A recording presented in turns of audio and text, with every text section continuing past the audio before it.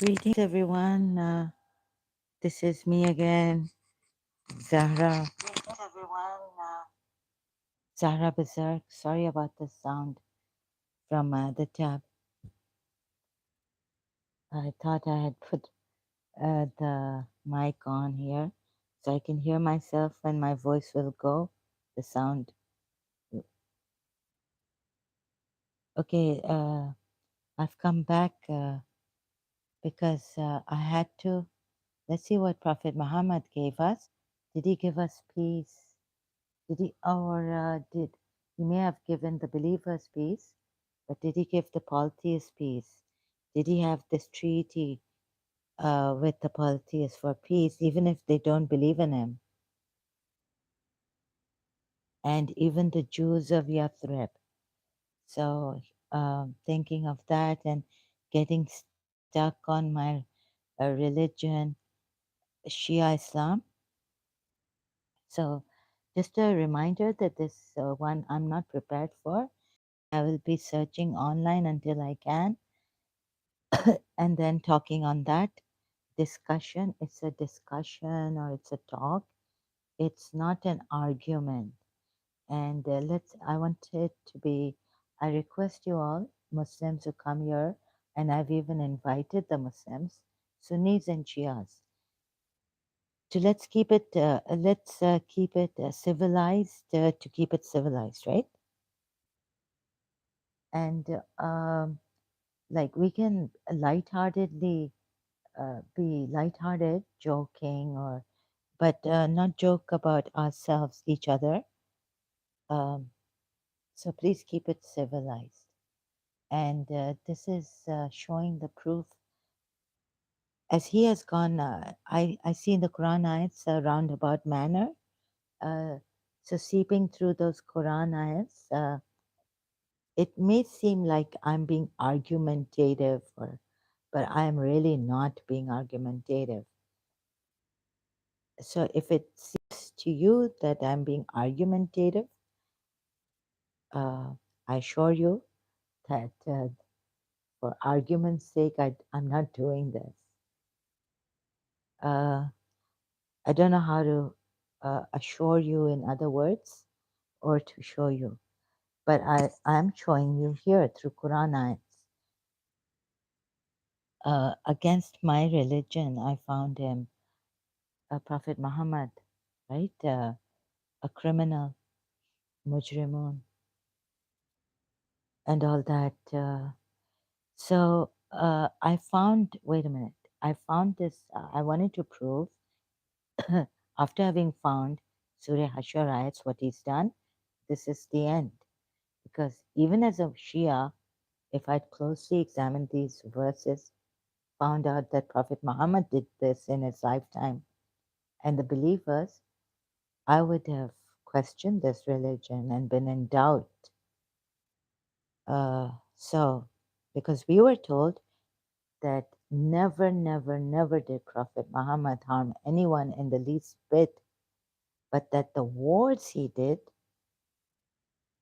that the wars he participated in, he made his mu'minin participate in, believers, was because they were all defensive wars because, they had to protect themselves.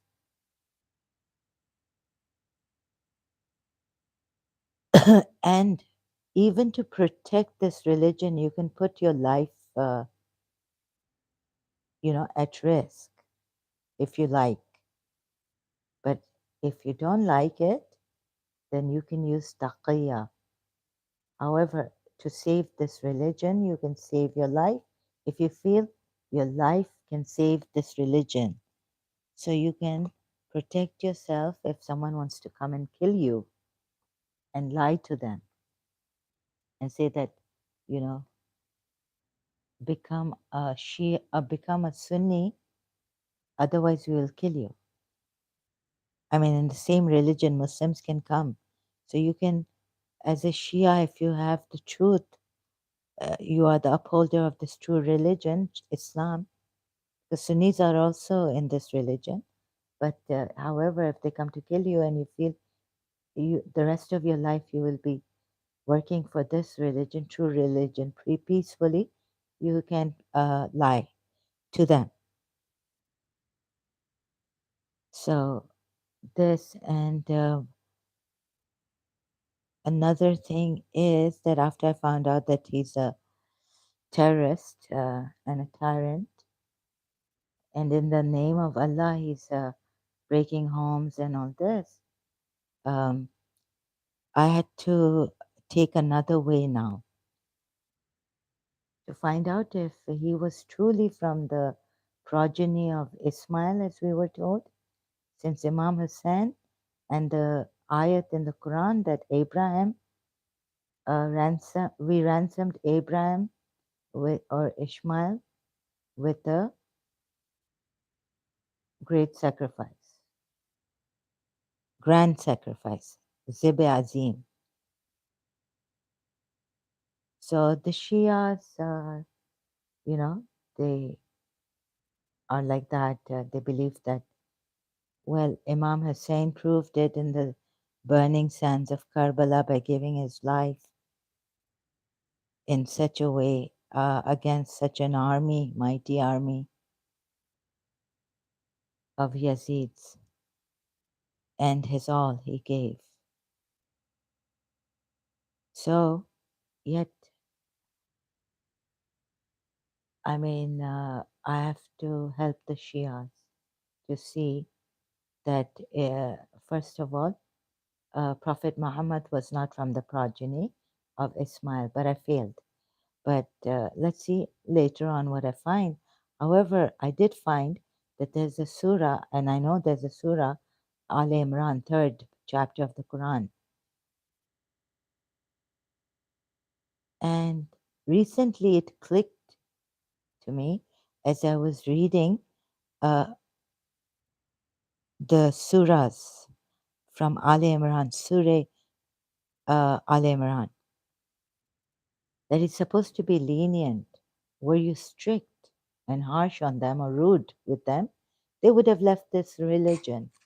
In Ali Imran is the first, I think.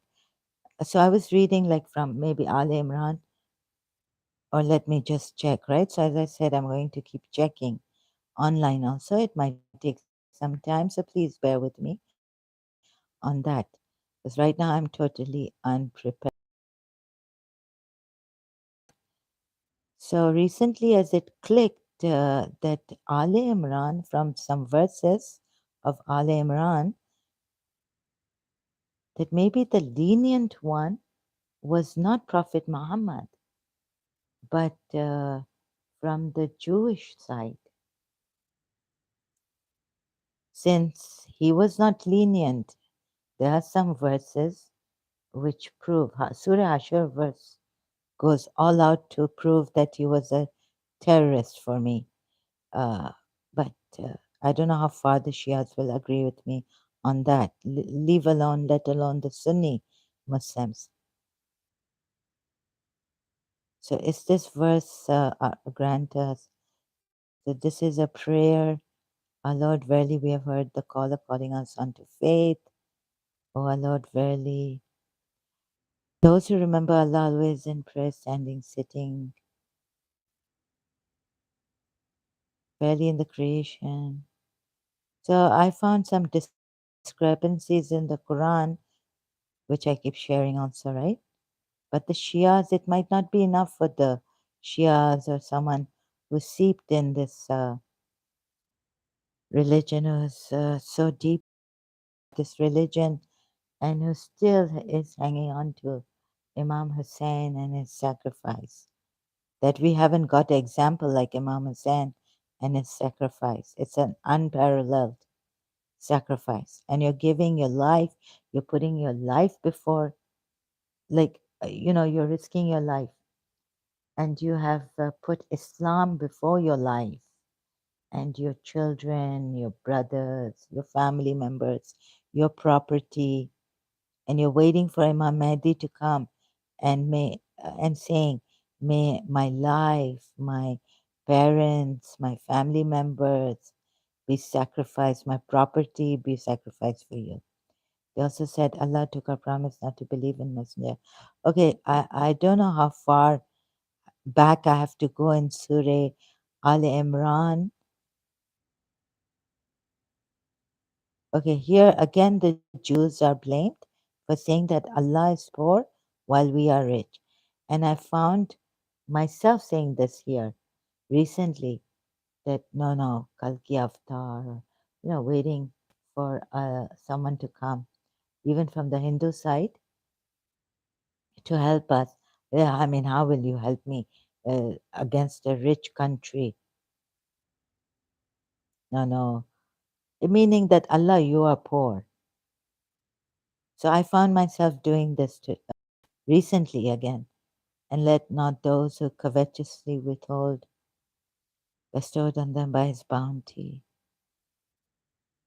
Allah will not believe or not leave the believers in a state in which you are now. Uh, okay, I can't find that verse. Maybe I have to go really, you know, scroll up. They are those who indeed Allah has taken a promise not to believe any messenger until he brings us an offering of fire.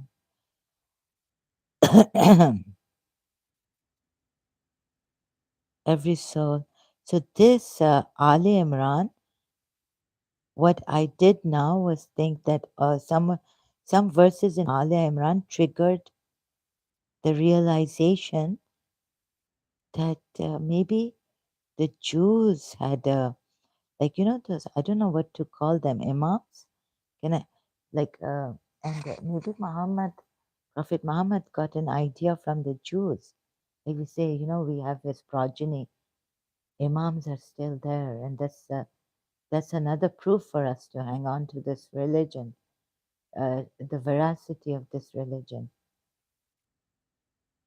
proving the veracity of this religion, and never think that those who rejoice in what they have perpetrated and like to be praised. No. So 195. I have to go to 195. I can't find that ayat where it says that if you were harsh or rude, then the people would have left you. So be lenient with them. But I didn't find any leniency in him, neither the capacity to uh, endure what they are saying, although there are verses which say that, oh Muhammad, bear patiently what they're saying against you and when they're opposing you. Later on in Surah Ahzab, I didn't find that 60 to 61. And like completely massacred them. Those who spread rumors, who are spreading rumors against you. And the Lord responded to them, never will I allow to be lost the work. Okay, so when I came to this ayat also, 195 of Ali Imran, and saw that what it also says that whether male or female, you are of one another. So those who emigrated or were evicted from their homes or were harmed in my cause or fought or were killed. Let's see.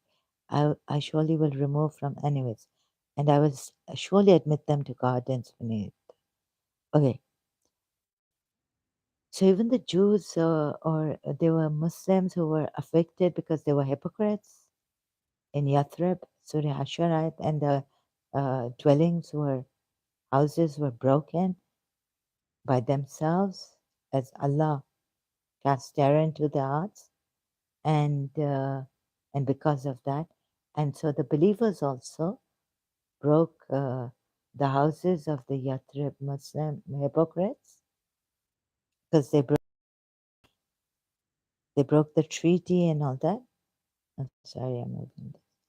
And so now I have this little bit of wave of kind of blank. Wait a minute. So, and the verse says that you're not allowed to love or have any affection for anyone who opposes Allah and His Messenger, right? You believers.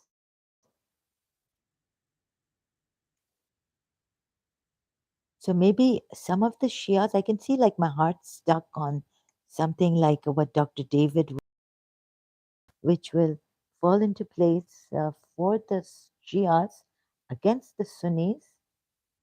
They will completely submit to Allah's will.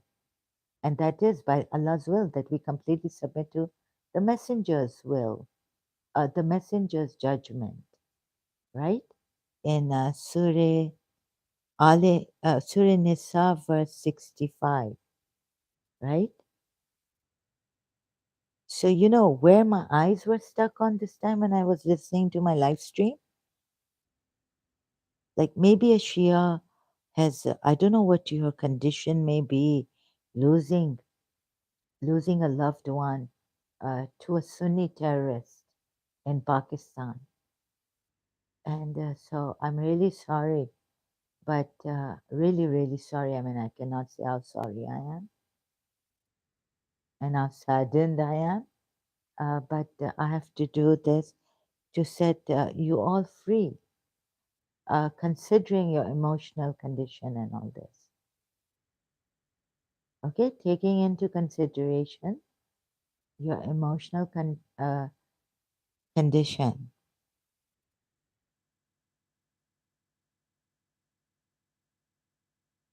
So I could even see myself still, like in this ayat, Surah Nisa, the one Dr. David Wood in Sira International pointed out. Where is it?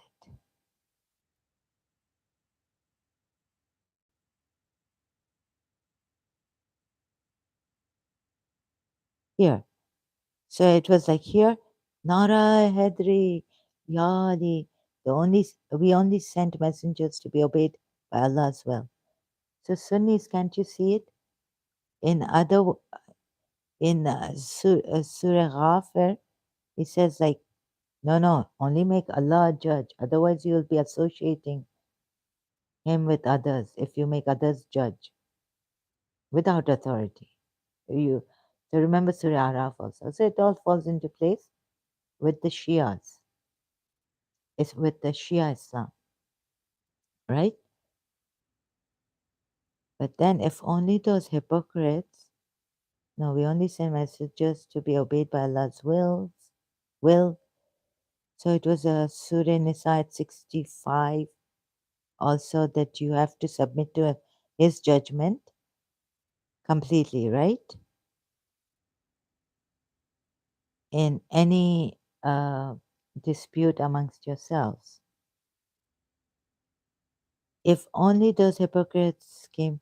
So think about the Yathrib Badouin Jews or Muslims who were called hypocrites. They didn't help him. They had become Muslims and they didn't help him. Let's even take that, right? But think of this: did he ever allow anyone to say, "Okay, we live in peace. I'll do my religion. I'm a prophet, but you live in peace together." So Ali Imran verse I found. Let me just gather myself to say this. I thought that this was for, it could be after reading that verse that you should be lenient with them. Had you been harsh or rude, they would have left you. And this one, a sense of belonging. You are one of another. So Could it be that in the Jews, Yathrib side, there was a chief who was so humanitarian that they followed this chief, prince, let's say, of religion, or, from the 12 springs of Moses, it continued. The race, the religion continued through the chiefs, elders, and going on like that. And so, was there a chief that was like, okay, the Jews of Yathrib and the uh, polytheists had a pact to protect themselves against any, you know, attack, and they lived peacefully and prospering and all this and accepting each other's different religions, race, creed, all that, with and loving, loving the family members, taking care of them, and all that. The first came humanity in them was this there. So I was trying to search for that too. And another point I could be forgetting, don't let me forget. Surah Al Imran could be the family of Amram, where uh, Safiya bint Huway says that my ancestor, my father ancestor, meaning, does she mean she can't say my Harun is my father, but that my father's ancestor was Harun and Musa was a prophet. On Wikipedia, I found. So Surah Al Imran could be on them. This is what I wanted to say very succinctly and clearly, which I was not able to say in my previous live stream. So I had to give it another chance myself. I was so overwhelmed that I couldn't say that, right? So then I had read somewhere in the Sunni footnote, Quran.com, that, or Wikipedia, that the polytheists and the Jews had a treaty pact that we will protect each other. But when I was searching for it, I found from a Muslim site Muhammad's legacy, what Muhammad had given. I think this is completely wrong. Now, before tell me that I'm talking nonsense, later on I can tell you, go to Surah Tawbah ayats, and also that Surah Tawbah ayats 23 and 24, and go to that ayat also. I've forgotten the surah name and the ayat number, where you're not allowed to show any love to your father, even your any relatives, if they oppose Allah and the Messenger. So Judaism, okay, I'm going to read from this. Look at the legacy. This Jews of Medina, the site is pbs.org, Muhammad and Jews.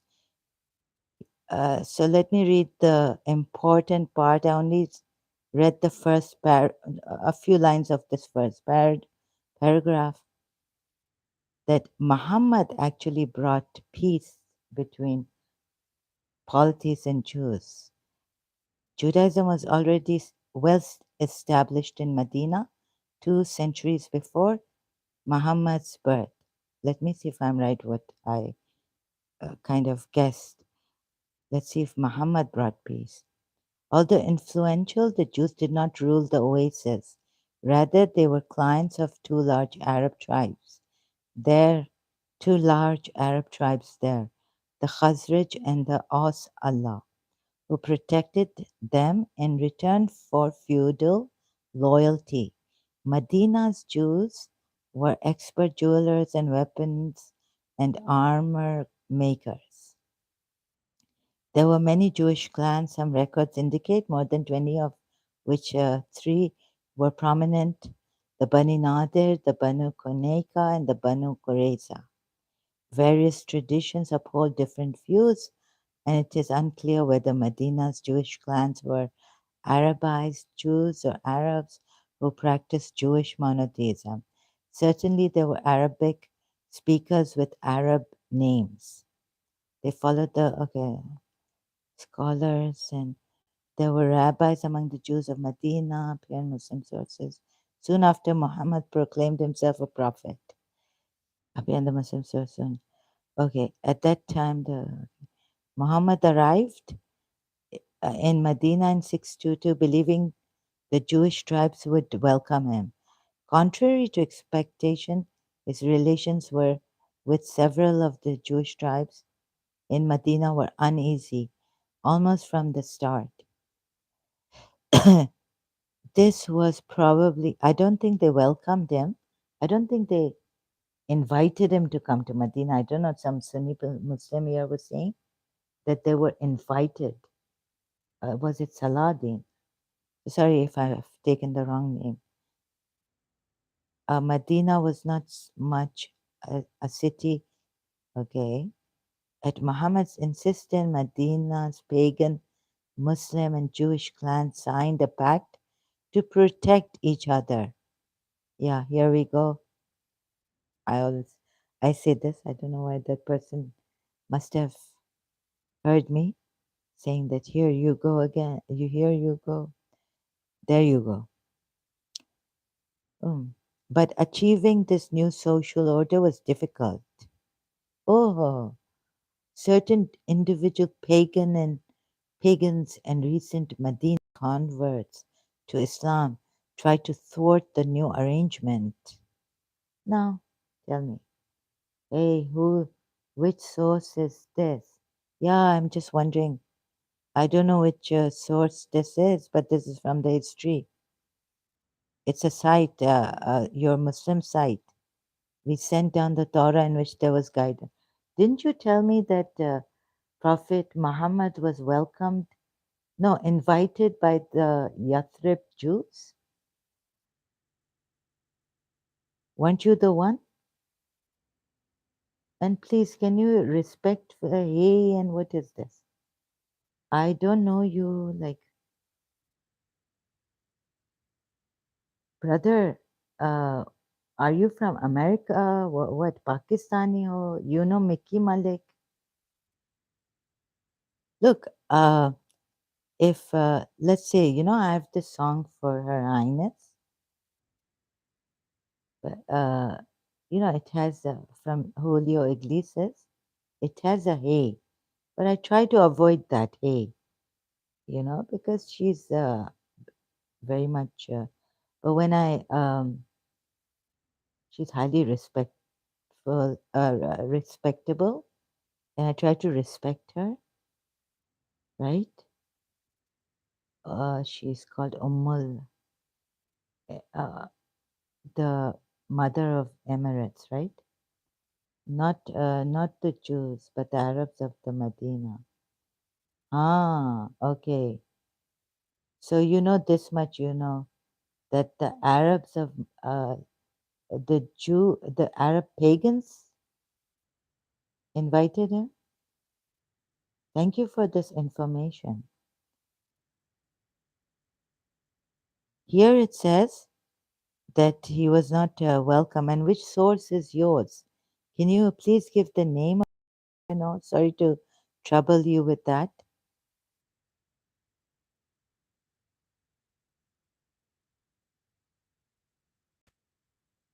Uh, I don't know which source I'm reading from.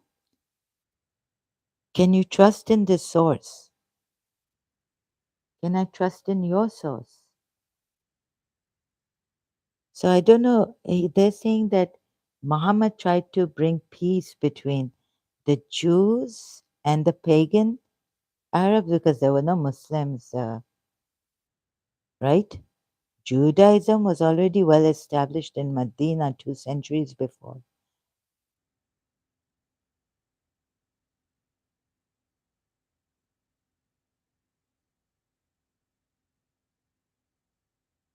A very good point, because there are so many materials by Muslims giving the wrong information also and trying to misguide people. Already the Quran is the first great source of misguidance.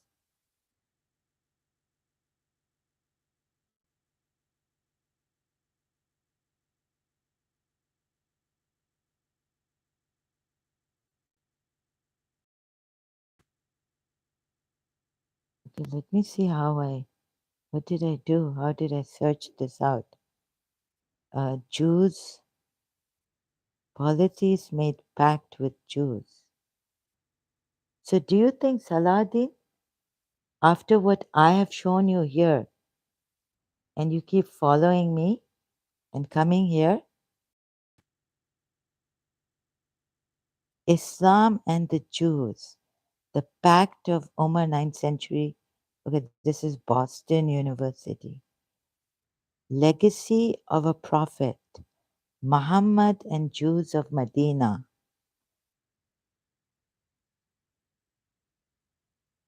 At Muhammad's insistence, Medina's pagan, Yathrib's pagan, you mean, Muslim and Jewish clans signed a pact to protect each other, but achieving this new social order was difficult.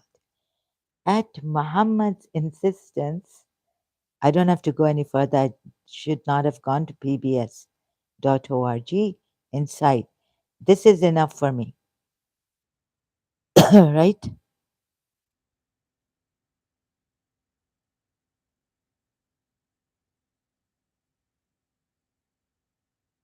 So, oh yes, so from United Arab Emirates, I was like very okay. I'm following. Don't follow me. Just see. You see, from United Arab Emirates, there's a highness Sheikha of theirs, who is very helpful, social. Socially, she does encourages social work, empowerment of women, and all this. So I found Julio Iglesias' uh, song, "Hey," so it made me cry. I mean, listening to it and seeing how much she's helped people, even in Pakistan, Sheikh Zayed, Baba Zayed. So that, although I don't mean to be rude with her, but she's like a mother. She's a mother of sheikhs. She's the president of UAE's mother.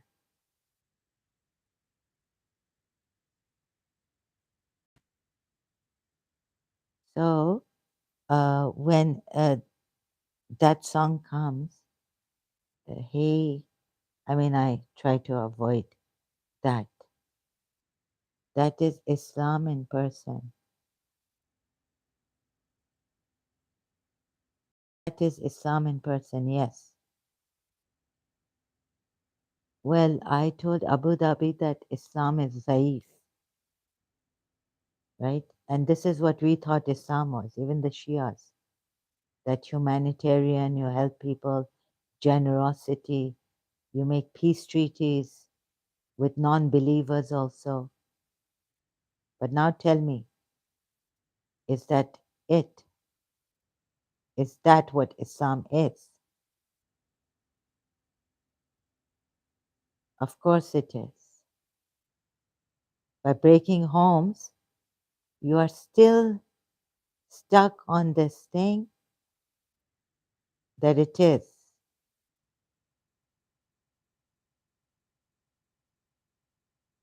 After having shown you Surah Tawbah ayats, that is not what Islam is.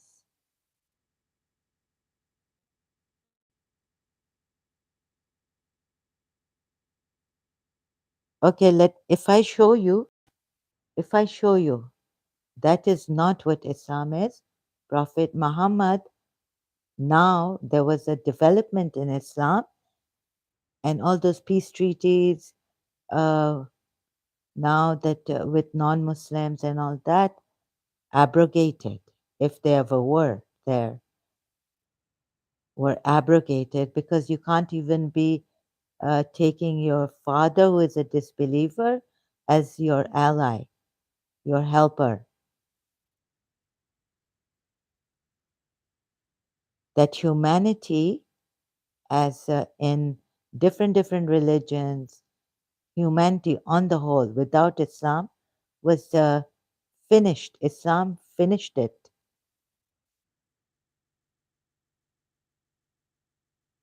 What if I show you through Quran ayats?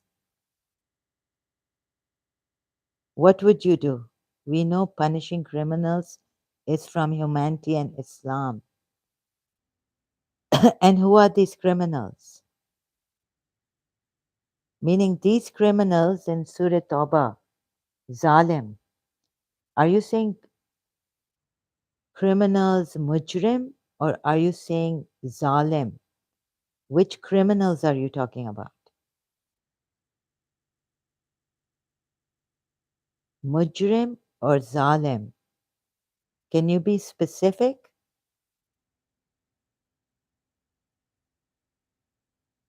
Well, Islam would punish zalim also. And that is not in humanity. You know what a zalim is now? There's a development. I showed you in my earliest live stream, Saladin, and you kept quiet. You're not even here. And you don't even want to accept it. What are you afraid of? Sorry, your kind of Islam that keeps quiet when Shias are killed in Pakistan is not Islam. You should raise your voices against oppression. Your kind of Islam that hates Shia Islam, hates Shia Muslims, is not Islam, right? So excuse me, I'll take a break. Just put myself on pause now for a while until the caller's call stops.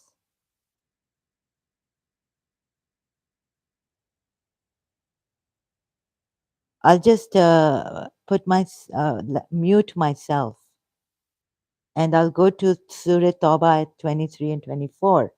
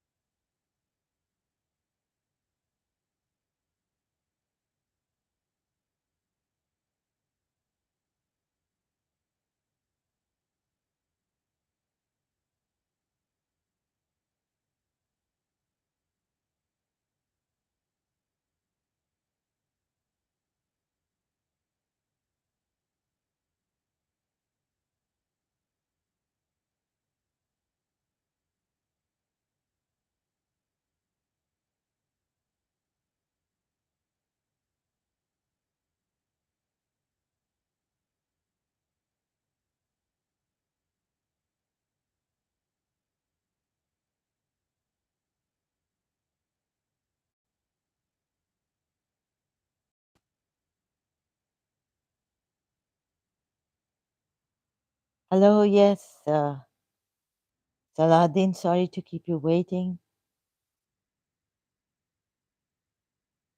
Are you still here?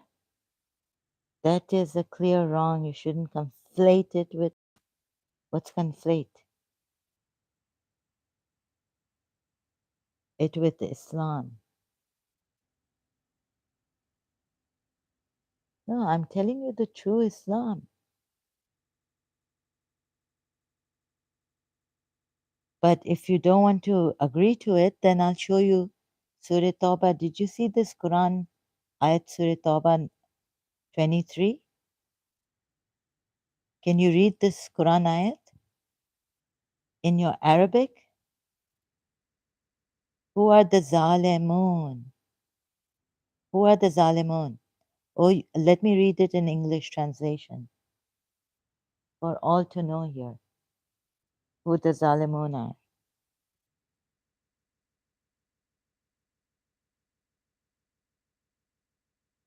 This is a Quran ayat, not your hadith. O you who believe, do not take your fathers and your brothers as allies if they prefer the disbelief over the belief. And whoever takes them as allies among you, then those, they are the wrongdoers, Zalimun. Who are the Zalimun? Who just would take their fathers and their brothers as awliya, allies. Awliya has a wide connotation, but the Shias have narrowed it down to being this is not, these awliyas are not awliya of Allah. These are friends. You can't even take. So it's not a matter of what Shias have done to awliya or maula, masters. This is just friends, allies, helpers. And so you Mormon believers, but you see, some of you only call yourselves Muslims. You're at the stage of where the Bedouins were. So being a Mormon, you're supposed to not take friends. So then what are you? Indifferent to your fathers, your brothers, or do you hate them?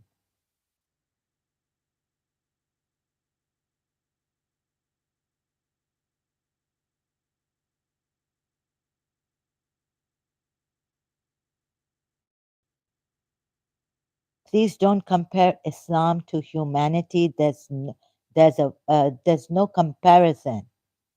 Islam has nothing to do with humanity in the beginning, maybe, when he had not overpowered his Allah, had not overpowered the Madinans also, the Yathrib, Jews and the pagans of Yathrib.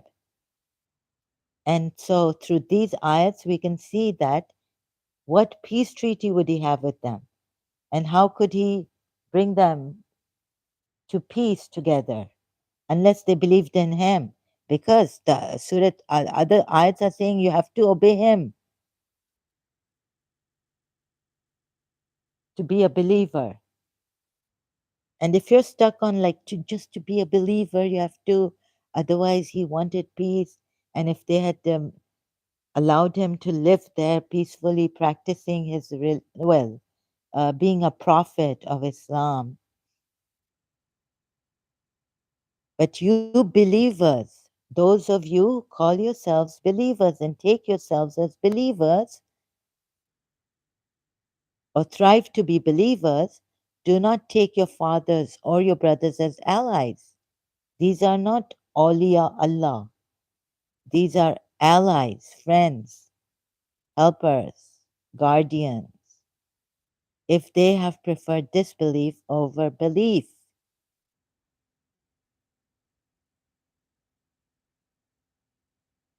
And whoever does so among you, then it is those who are the wrongdoers. And sorry, I've forgotten the other verse also. but do not even love them if they oppose Allah and His Messenger, meaning they are disbelievers. So, O Muhammad, if your fathers and your sons, your brothers, your wives, your relatives, wives, Surah Tahrim ayat, if you go to, he broke the order of God, prohibiting himself what Allah had made lawful for him. Surah Maida ayat 87, the order given to the believers, the law given to the believers. Do not. Hello, why have you turned quiet on me now?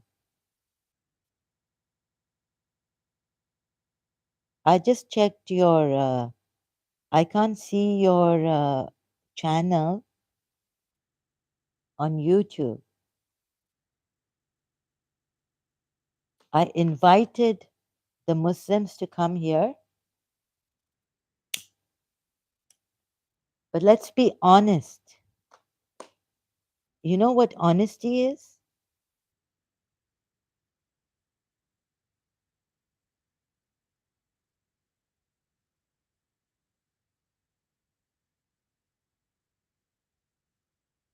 And let's cooperate, please. Cooperate. If you don't want to see this, you don't have to see this. You don't have to agree with me. All you have to do is just walk away from here. Just leave my channel, leave my live stream. If you don't want to be honest and see, then you can leave.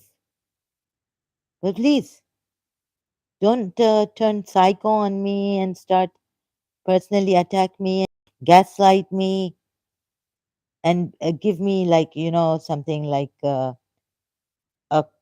here that has two meanings, and then you'll say if I take the other meaning of it, you'll say you will put me on the assumption thing.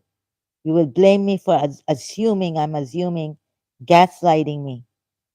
Don't put one sentence that is unclear and has two meanings.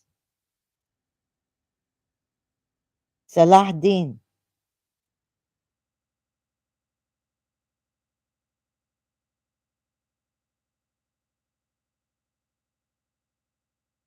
Be civilized and honest.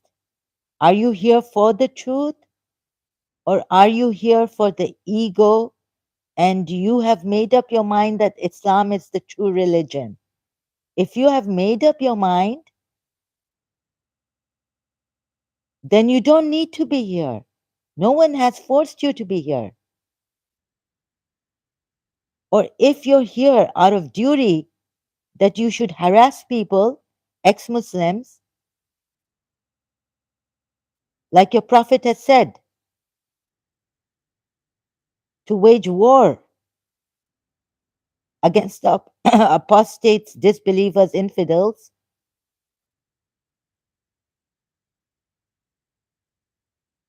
and you've come here on taqiyya,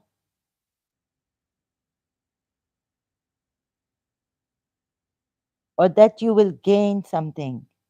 You will gain 72 huris by killing us. Already you've killed, your Pakistanis, Muslims have killed Shias.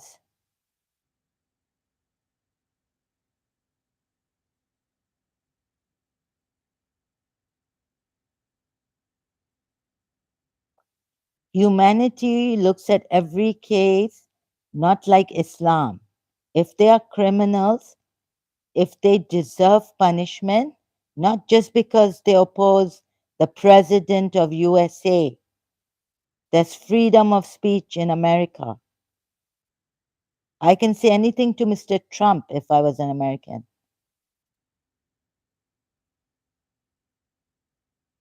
Islam doesn't allow that for even a public domain figure like Prophet Muhammad. No one could question him. Even his earliest Muslims who questioned him, they were being driven as if They felt like they were being driven to death. They were scared to death in questioning. Quran ayat is there. I can show you, I'll have to search for it. Now we come to the 24th ayat here. Who are defiantly disobedient, because in Surah Hashar, the same case, the reason why the believers cut down the trees of Yathrib, pagan or Jews, Bani Nadir were the Jews, whom he may have forced converted into Muslims or deceived them, or he himself says that he was. There's a hadith that says that some Sahabas duped him into something. So he duped the Jews to believing in him as the messenger of Allah. So those Jews are called the defiantly disobedient. I'm talking about the original, like what they were before Muhammad converted them, Prophet Muhammad. Here again, the same word is used, fasik. And now there's a development in Surah Tawbah at 24. Who are the fasik? Or at the same time, who are the fasik? Who are the defiantly disobedient?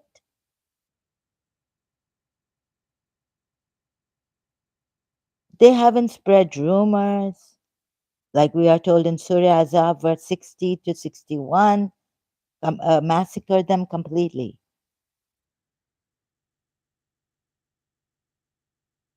They haven't done any opposition to Prophet Muhammad. They haven't split away from Prophet Muhammad.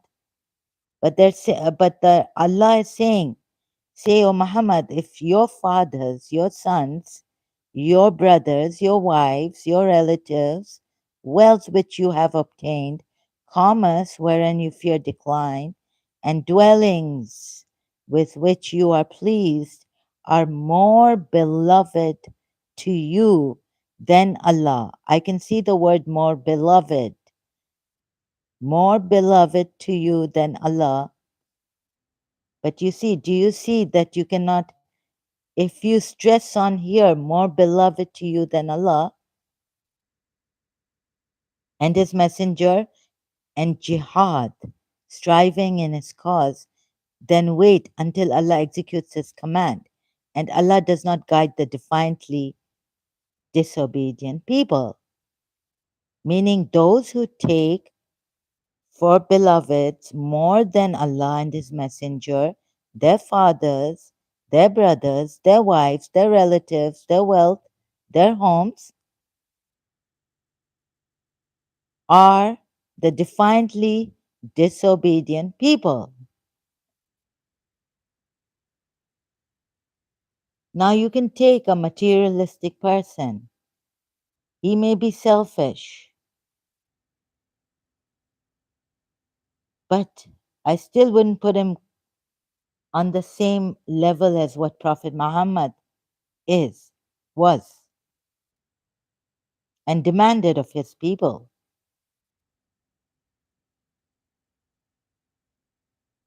He'll be selfish for his wife or for himself. Okay, he's, you know, earning money. He loves his family more than anyone else. Bahar mein jai, like let those people go to hell, whatever, I don't care. I'm not going to help them. But what he has done in the name of Allah and by Allah's permission, and Allah doing it in Surah Hashar,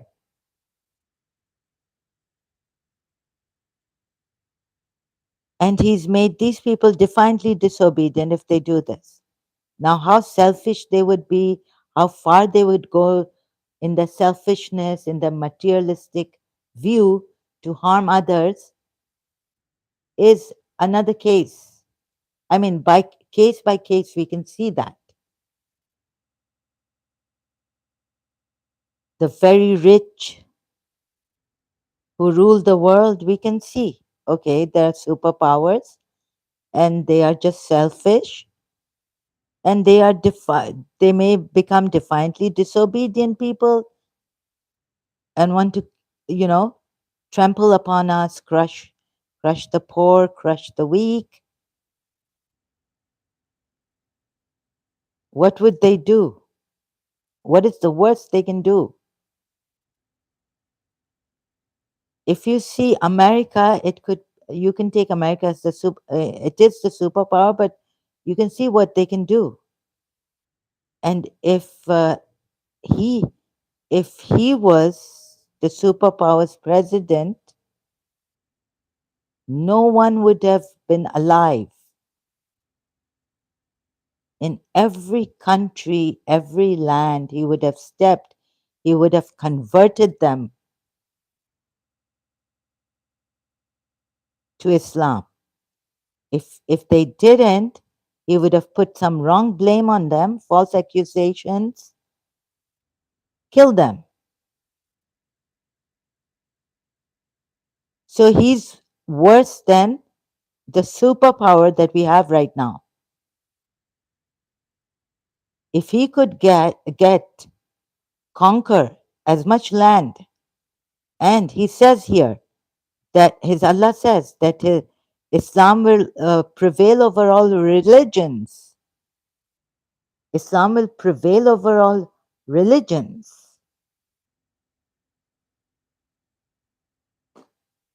Forget humanity here.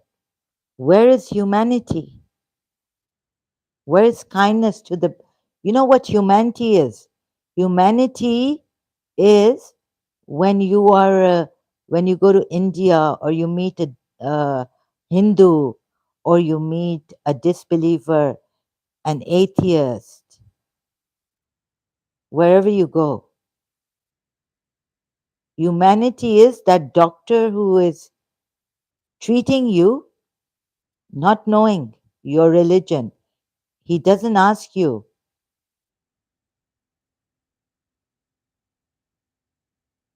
Humanity is when you go to India and you have a soul crisis and a guru of theirs helps you sincerely,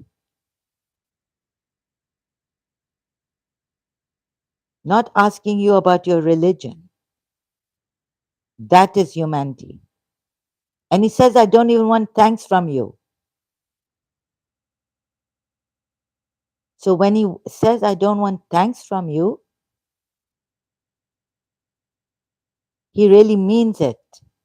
But here in Surah Insan, we are told, although Fatima Ali told Jibrail that we don't want thanks from you, we give you out of love for God and for the face of Allah. But his Allah, in a roundabout manner, Surah Shura ayat 23 tells us, Shias, as we interpret, as our religious scholars have of old interpreted this ayat, say that Ajre Risalat, the reward for Risalat, is love of his skin. His skin meaning Ali, Fatima, Hassan, Hussein. And you can't even put yourself before them.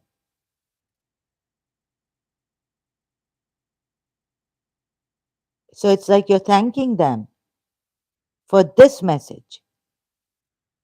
There are contradictions. So when you say, I don't want to thank you for you, don't expect any thanks even, and don't expect the moments. You shouldn't. You be a moment, it is good for you. Don't thank me. But you see, if you say it is good for you to love me because we are means of approach to God, and God has sent down this authority that you use us as means of approach to God,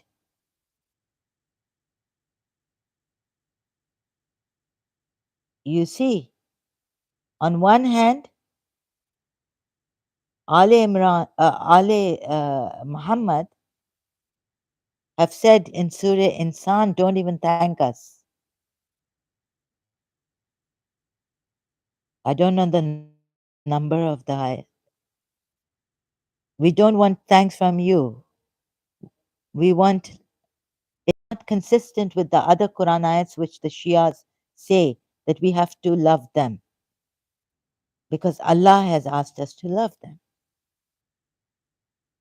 Then, if you don't believe in this and you find some loophole there, now this is for the Shias, calling out to the Shias, then, because you see, I had to see that my religion is on haq. And when I find discrepancies and questions, I cannot just blindly follow my religion, Shia Islam. And your religion is not Shia Islam. But I called out to the Muslims, inviting them in a civilized manner.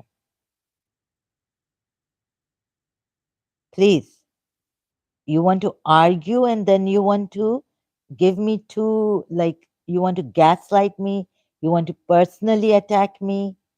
That you're doing because Prophet Muhammad, that's not in humanity.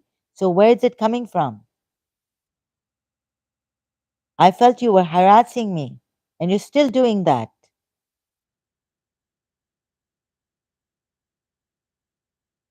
So you are a parasite who likes to, draw blood out of people.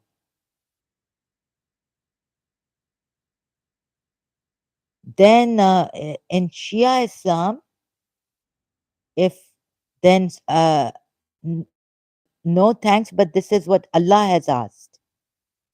Then why does he say here to Zaid? He uses Zaid to tell him, no, no. Allah tells him that remember the favor that Allah has done on you and that this messenger has done on you or this prophet has done on you. Ayah 37. So if this is good for you, okay, it is good for us. Let's say, let's take the Shia way also. Forget the Sunni Islam for now, but Shias, look at this ayat. And remember, he's reminding Zaid when you said to him, this is a big thing. Remember, haq pe. When you go in court, you have to make a vow on the Quran or you give a shahadat and you say, whatever I will say the truth. What is it? How you say it? Nothing but the truth. Either you give a shahada in court, it's a big thing, very big thing on justice. So when you're using Allah and you're saying Allah has done a favor on you, remember, and you have done a favor. Allah is saying that His messenger has done a favor on Zed. So keep your wife to yourself. But this is a very big thing, most big thing. Baba, we give shahadas in court. Why? So that we will not lie. We will be witnesses to the truth. We can give evidence so that no person innocent is found guilty by the courts. The judges rely on this evidence. Witnesses evidence. What kind of a witness will he make? Tell me in court for a disbeliever, even if in that case the disbeliever is innocent. Would he put this thing on him that already a disbeliever? So he has to be bad. He has to be disobedient defiantly. He has to be a zalim. He has to be a criminal. It is already said, implied, he has to be like that. There's a room for him. Prophet Muhammad will not even let him come to court and speak his, and in this case, Let's say I lie, lie, lie, lie. But to my loved one, I'm as true as ever. I've lied in my life. Wouldn't my loved one should test me? Okay, she's a liar, but here I've not lied,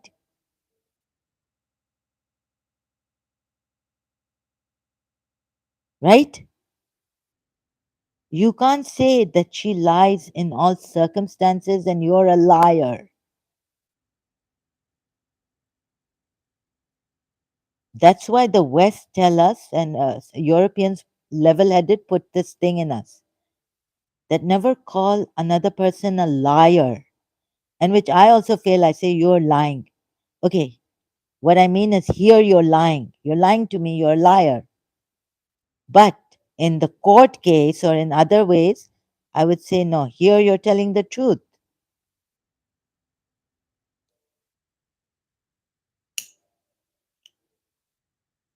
You can't say that in every circumstances, in every way, this person has been lying. This person is a liar all the time.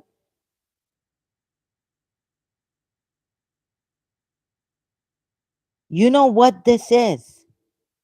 You know what the grace of Allah bestowed on you. Remember the favor or the grace of Allah.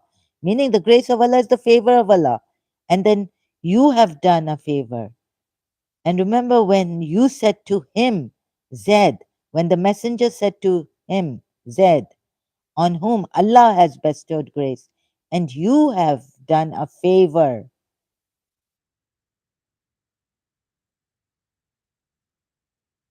You see, and even if it's not said, it is written in a Quran ayat that when Zaid is going to look at this and say, yeah, yeah. And remember, so it's telling us to remember if it's not telling Zaid, okay. It's telling us, it's in the Quran. And remember when you said to him, on whom Allah has bestowed grace, and you have done a favor.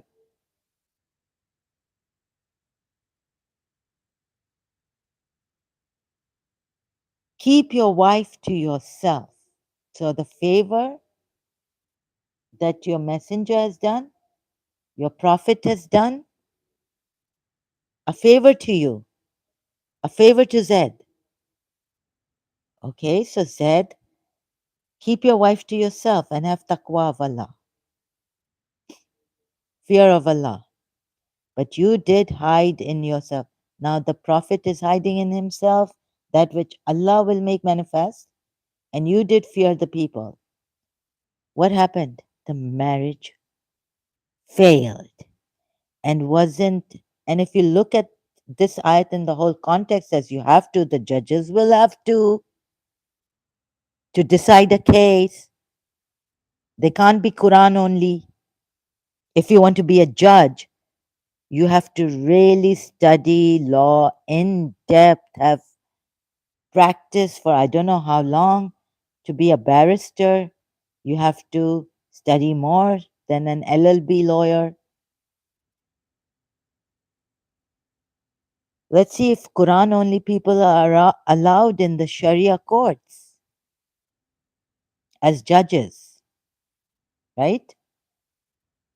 I hope not. Even those Sharia courts who have they have to study the Sharia, the hadiths, and God knows the history, and go in depth in with the Quran ayats. They have faltered. How can they give us justice?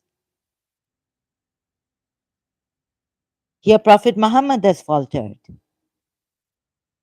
He's supposed to an O level um, graduate can tell you that something is wrong with this ayat. And when she reads this ayat in context, she says, definitely. And then she has to read it again because the Shias are, this, ye haq, this is the truth.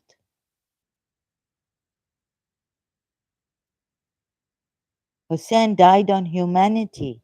No, no. Hussein died for Islam, not humanity.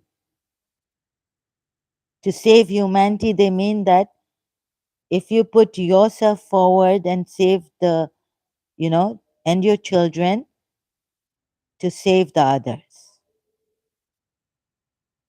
Your life at stake to save that eternity that God for others. This is what they told us. So, as Abraham, shouldn't he be a leader where he says, look, don't worry.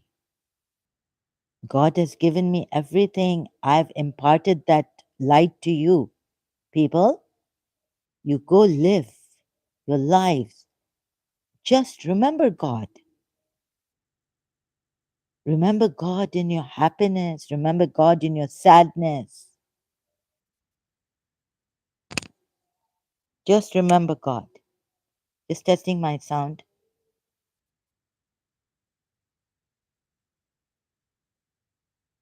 Yeah, where is it? It's not in my ears now. Okay. Um, have it hasn't gone dead, my mic, as yet. Here I am. What is now? I've already given. You can listen to it. So you are from Saudi Arabia, right? As you say, originally a Saudi Arabian. Yes or no?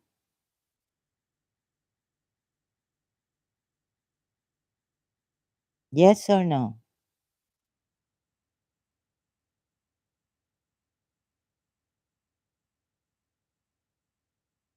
You are a Saudi Arabian.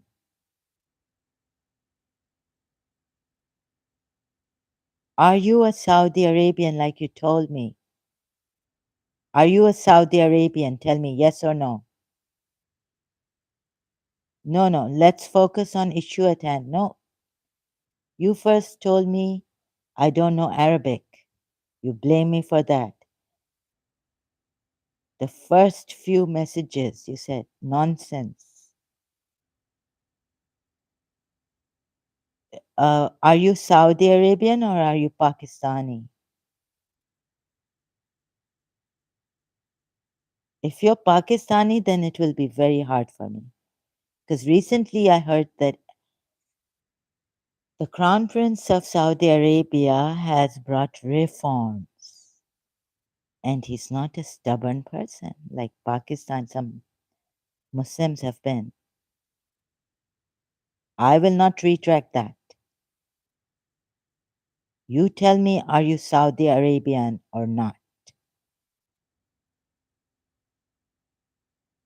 You don't own women here. Listen,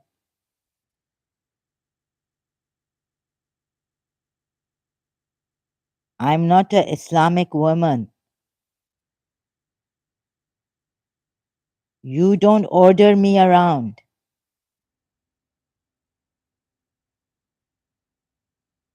I'm not your property.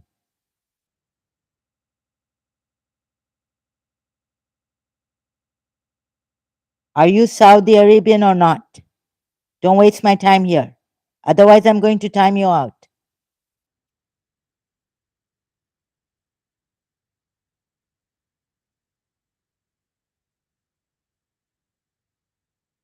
Okay.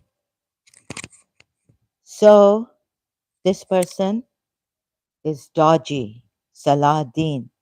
And so I have timed him out.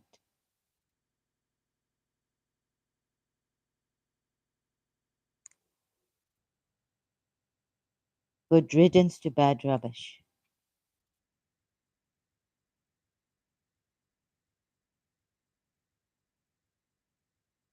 For Prophet Muhammad,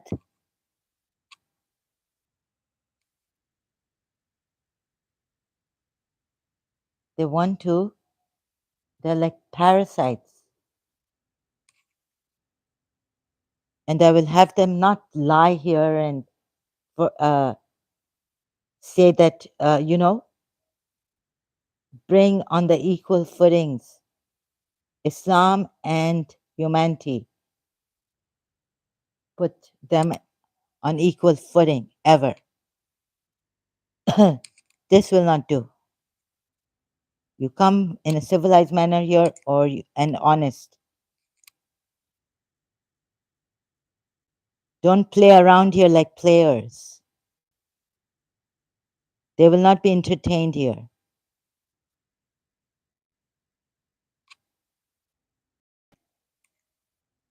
So, no, Muhammad did not do anything to help.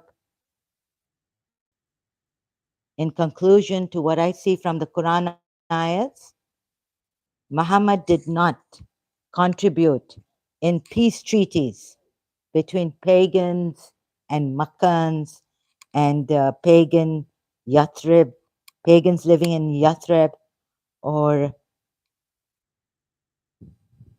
the Jews living in Yathrib. They already had a peace treaty among themselves, and you can see that when you become a believer,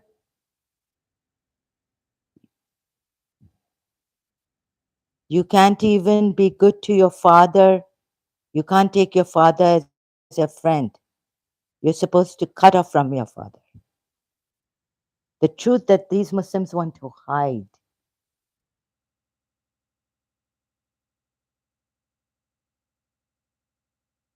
They can't live under the same house, under the same roof, sorry, in the same house. Sorry about that. So you go to Surah, which one was it? Again, Mujadila.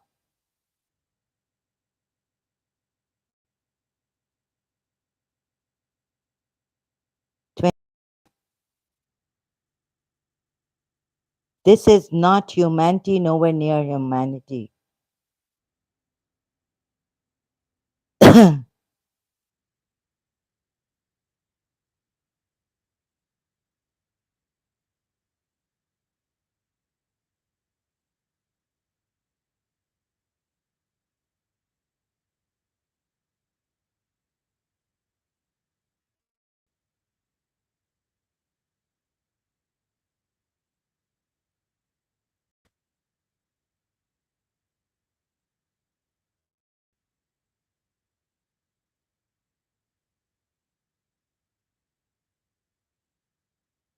It's taking time to load. You will not find a people who believe in Allah and the last day, having affection for those who oppose Allah and His Messenger, even if they were their fathers or their sons or their brothers or their kindred. Those, and this opposition is a wide connotation. If I could have a verse direct that shows what disbelievers are, what opposition? They mean those who do not believe in, oh yes, in Surah what I think, those who do not believe in Allah and the Messenger will be in the fire. So if you can work out, which the Shias even have not worked out, they don't see it. They have been duped. And I'll have to show them that this opposition means disbelief in Allah and His Messenger.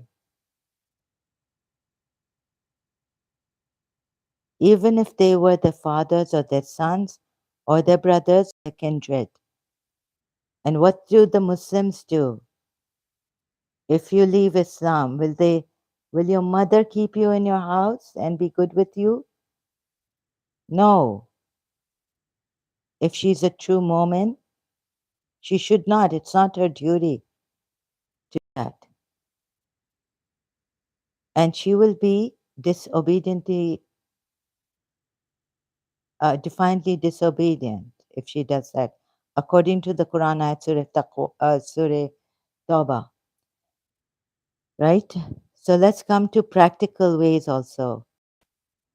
And let's not entertain such Muslims who hide and are dodgy, who are hiding the dirty things about their religion, which doesn't come close to humanity, which the Shias even have done, hiding. Those he has decreed within their hearts faith and supported them with spirit from him. So here, this is enough. This part, you will not find a people who believe in Allah and the last day having affection for those who oppose Allah and His Messenger. And opposition has a wide connotation. And so, what kind of opposition? Could it be that just because they don't believe in Allah, clear on these things? And the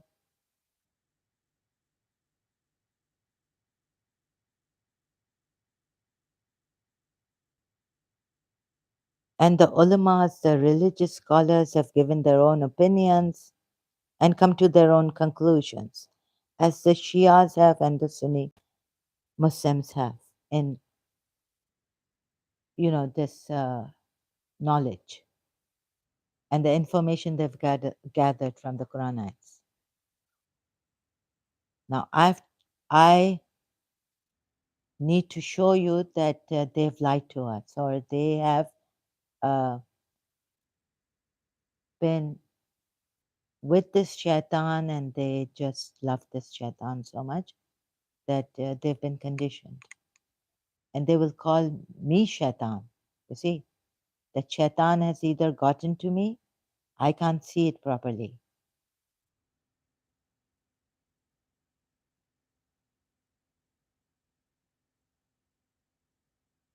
So, very, very stubborn shaitan.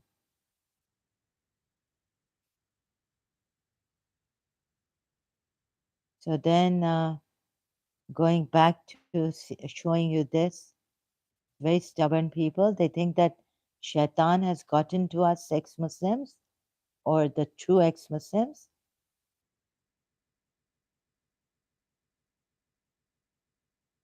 Surah, those who disbelieve, Surah Muhammad.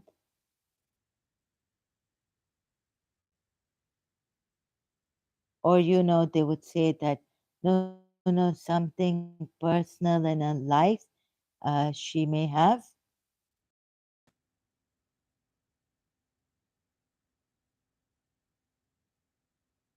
That got to her psychologically and made her go against this religion.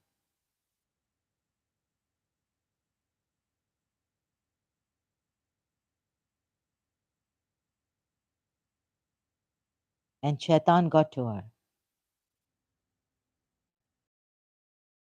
See, they don't see their own faults. Like the Sunnis, the Shias don't see, the 12er Shias don't see that there's another Imam and, he's not their Imam. He's not the right Imam. He's not the true Imam.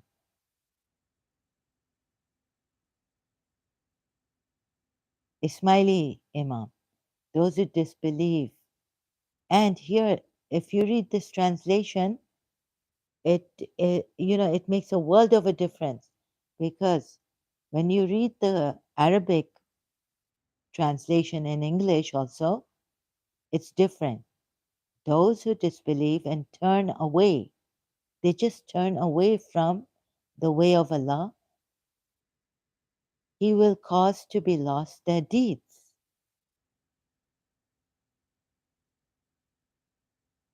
So you're told that these ones who turn away from a way of Allah, even the good deeds that they do, even if they are kind with you, their deeds are lost.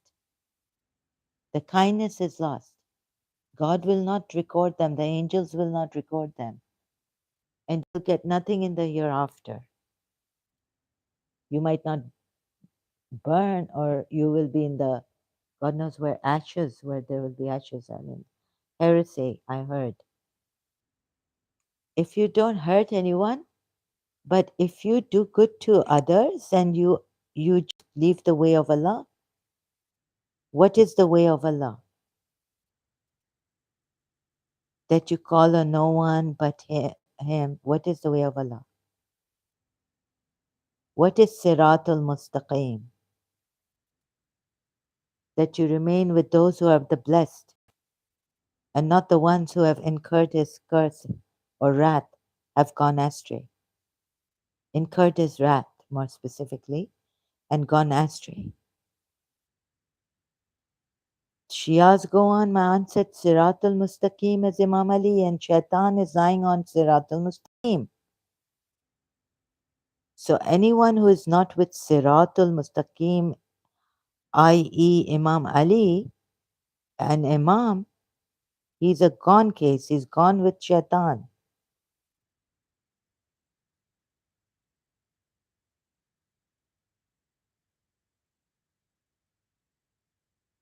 Siratul Mustaqim means Imam Ali, Imamat, and the holy progeny, right? The ones, 14 Masumin, including Muhammad, Prophet Muhammad. So if you don't follow them, you have the wrath of Allah. Surah Fatiha, end verse.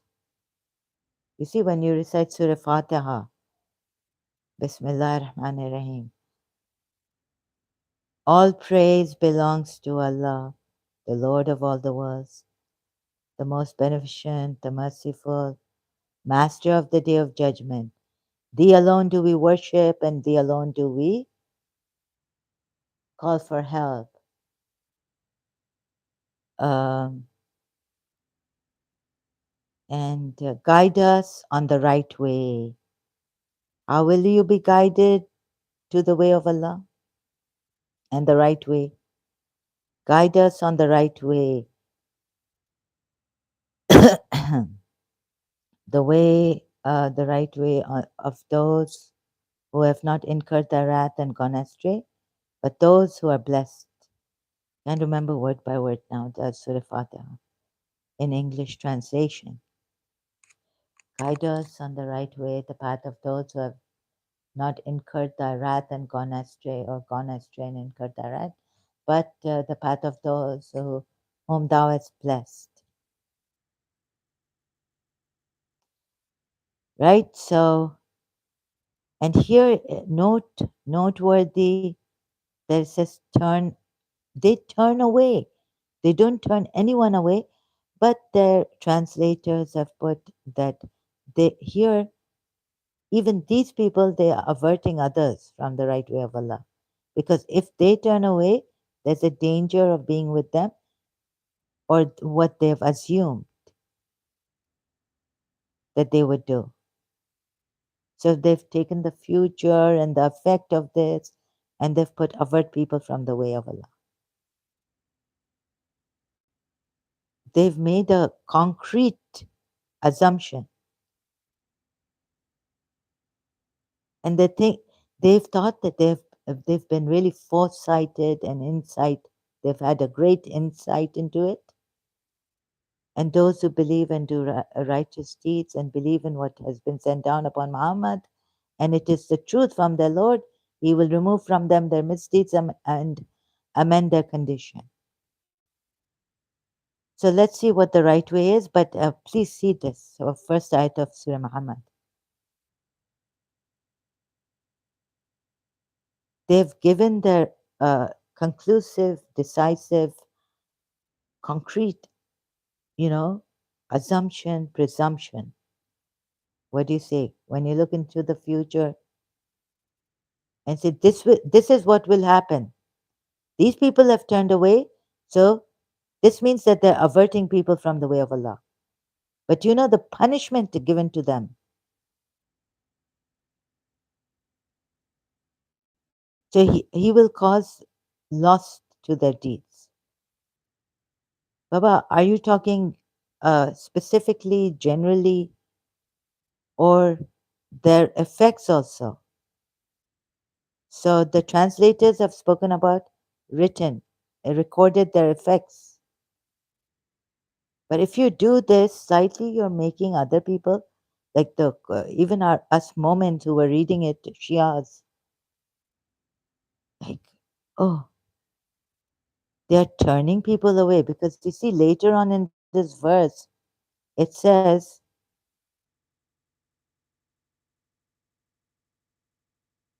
"That belief follow falsehood." Okay, and then so when you meet those who disbelieve, oh my God, so you're meeting those who disbelieve. Strike their necks until when you have inflicted slaughter upon them, and secure their bonds, yani tie them, make them captives, secure their bonds,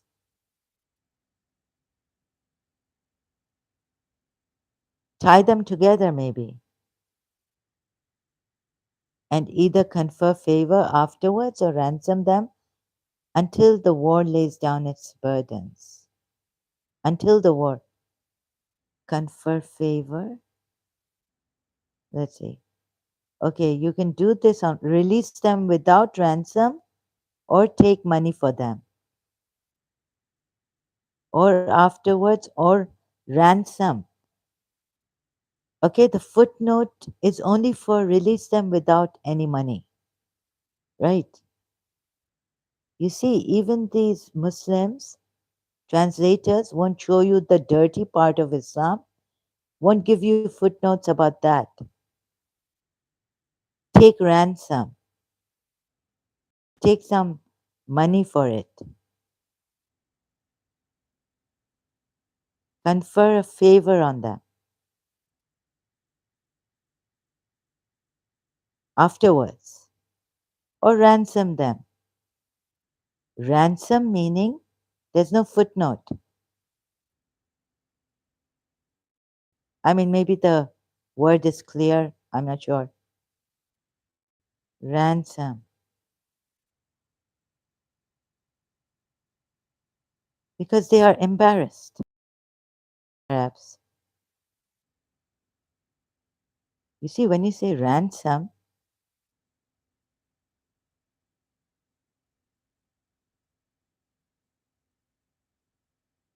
yeah, because ransom meaning,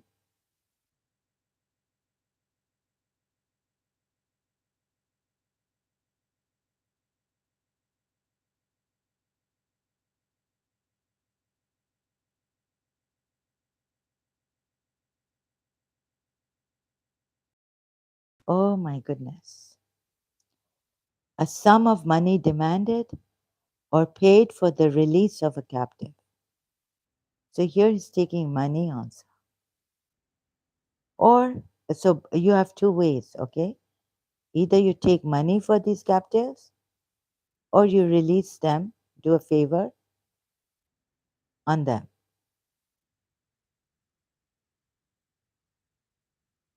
afterwards.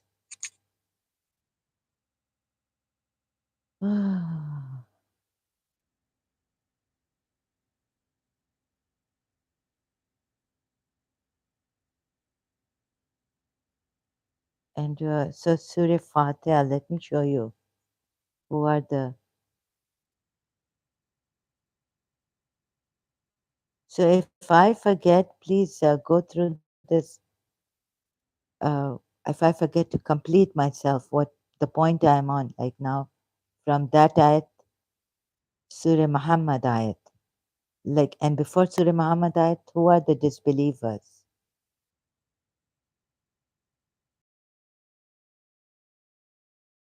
What happens if you don't follow the way of Allah? It may, it has a wide connotation. Oh my God, or a very, oh my goodness.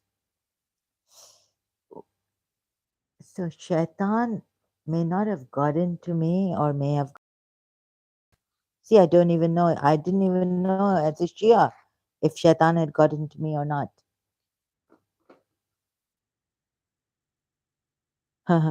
You can never be sure, even as a believer. God has kept you so every time you're like till your death, you don't know. You can't even call yourselves Mormon. So if anyone used to ask me, are you a Muslim, this, that, Baba, what is it to you, first of all? It's none of your business. Another thing is, let Allah decide whether I'm a Muslim or a Mormon or what. They would ask me if I'm a Muslim on because I had this religious crisis.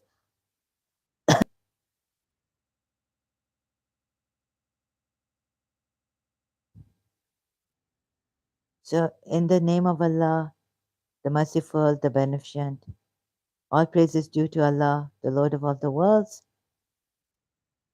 the most gracious, the most merciful, Master of the Day of Judgment. Thee do we worship, and Thee alone do we worship, and Thee alone do we seek for help.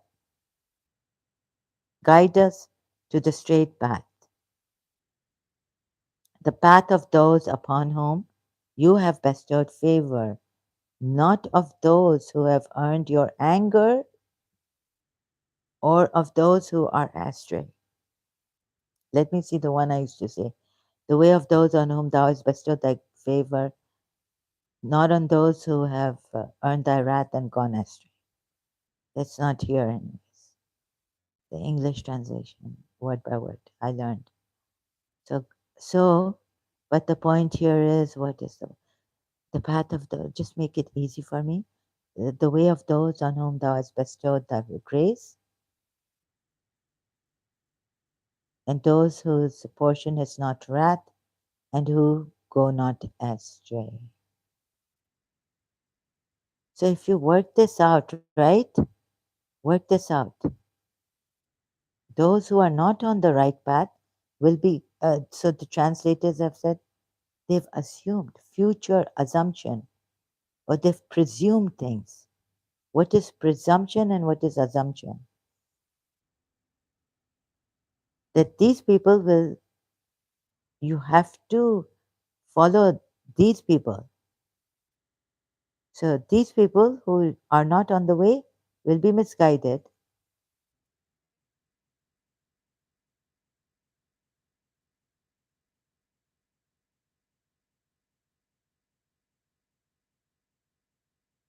He wouldn't even let them sit there maintaining the house, Masjid al Haram. You remember that ayat in Surah Tawbah. So if you've assumed about me also, you've assumed that Shaitan has gotten to me and she's gone astray, and you come here to fix me, to show me that Islam is not what I am saying, showing, as the ayats I'm showing. Because to, a life, forget life wanting to kill the Prophet. He thought the Makkans were killing him, wanting to go after his life, but he didn't die. If the Makkans wanted to kill him, they would have killed him, but then the Muslims would say, oh, a miracle saved him, like Hazrat Musa was saved by a miracle. But Hazrat Musa, Firaun did not know who he is. Everyone knew who Muhammad is in Makkah. They could have told a pagan in Medina when he did hijrat, emigrated from Makkah to Medina. And Abu Bakr was with him. If Abu Bakr was his enemy, Abu Bakr, when they say that Aisha poisoned him, I mean, Abu Bakr could have poisoned him long time ago.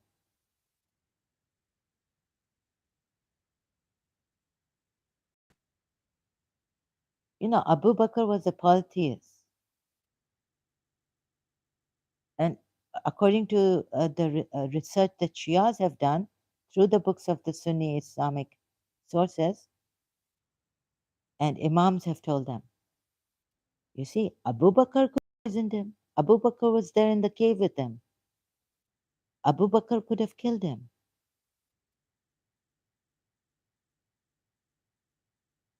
If these hypocrites were so terrible, after a life so barbaric and wanting to kill him, Abu Bakr followed him.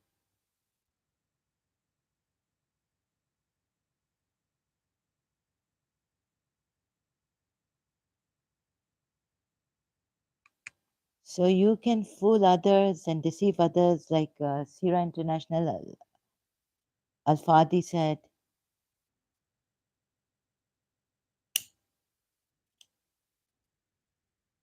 And some of you Shias, I don't know how to appeal to you.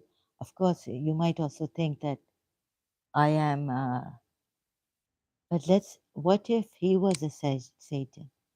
If I am struck by shaitan or what, a victim of shaitan, right? And what I'm doing is wrong.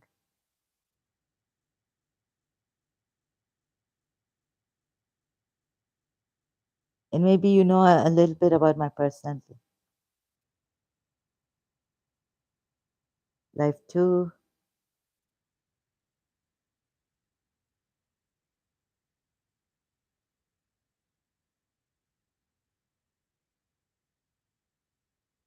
Defiantly disobedient people. Okay, so you know, you might say, okay, they might become defiant if your father. I don't think this person would want peace. I mean, but you know, the policies had peace, had peace. I'm telling you, the polities, they were not barbaric people having skirmishes and all the time, you know, nafsa nafsi, ego fights. Ego, nafsa nafsi means, so how do they say it in Urdu? I know how they say it. So all the time having these skirmishes and fights and barbaric people. This Masjid al Haram is for all people. Please don't put the Masjid al Haram.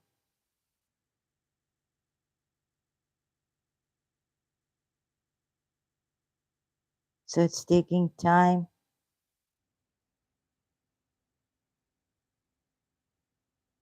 It's for your own good. I really don't have to do this. I'm not compelled to do this anymore. I'm sick and tired of some Muslims and seeing this in this shock how they come here and how like snakes they wiggle out of, wiggle out, or they just keep quiet. They come again like Saladin.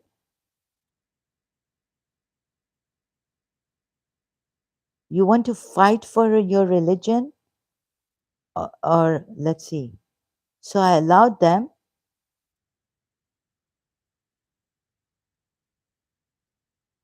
and then I think it's enough. In our Shia Islam also, we were told that this either Peshawar nights, it was not a debate, right? It was a discussion. They did it in a very honest manner.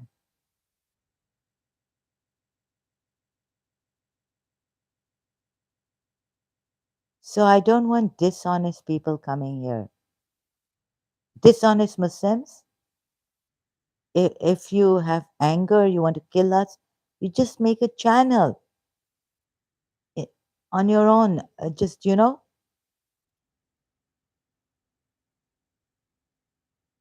say how great Islam is.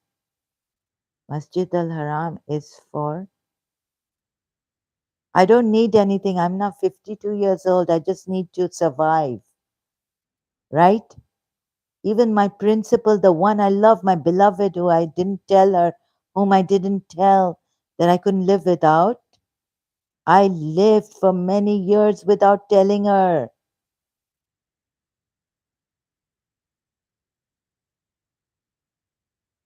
Not to burden her, not to burden her that I can. There are people, even Muslims, who would elope for the ones they love. if their parents said no. Of course, there were some, if their parents said no, they would not elope. There are Shias who have done mutas. If I did something wrong, you know how many times Nade Ali in London, 42 times Nade Ali in the night, once a day, praying to God that I felt this old man came and said, touched my two hands, tapped. He was Khizar.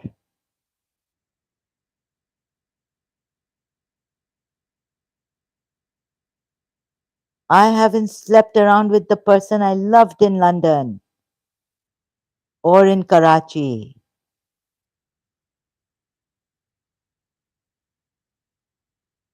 There are people who do ziyarat, who say ziyarat and then go drinking in the casinos. Told without their wives, it's unhealthy after 3 months. You must do nikah. You must do mota.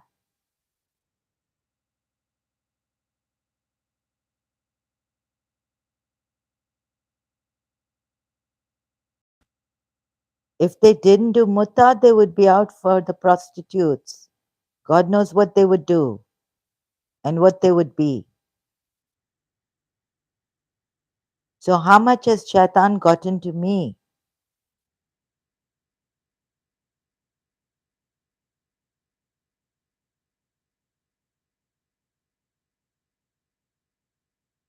Who have read Ziyarat on Ashura.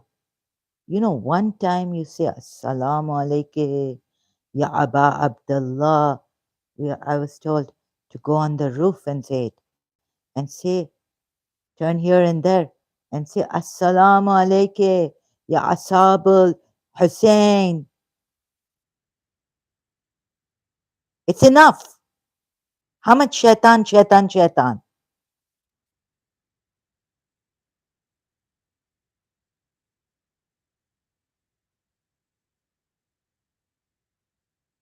Men are getting married 4 times.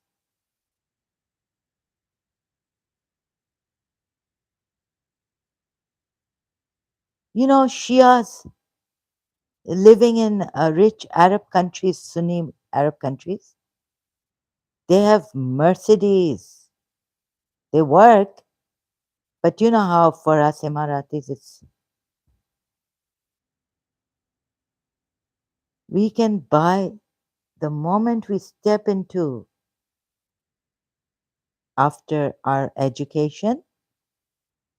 You know what my cousin told me? I could get for starters, not like Pakistan. For starters, you get nothing. Like if you are a lawyer, if you have done law, you practice. You get nothing until you get the license. And then your lawyer starts to give you some money. In my father's country, if I was and if I worked after doing my law, stepped into the law firm, I would get 10,000 dirhams at that time. A cousin told me in 1997, somewhere. He came to Karachi. 10,000 dirhams, starters. And now I could get 90,000 dirhams per month. My father told me.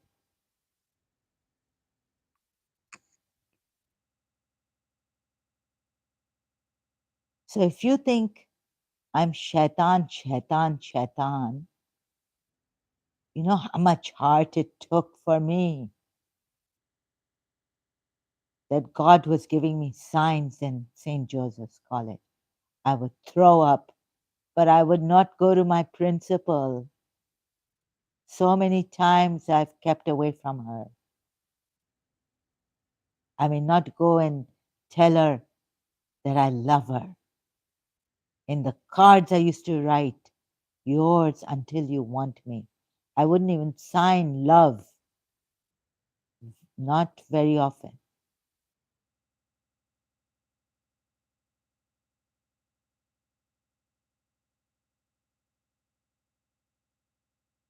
So it may seem to you that shaitan has gotten to me. Look into your giribans and see.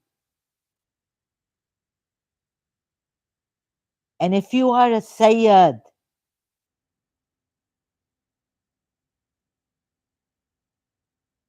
come here then. I invite you, come here. I welcome you. So many times on the roof, I said, I couldn't pray.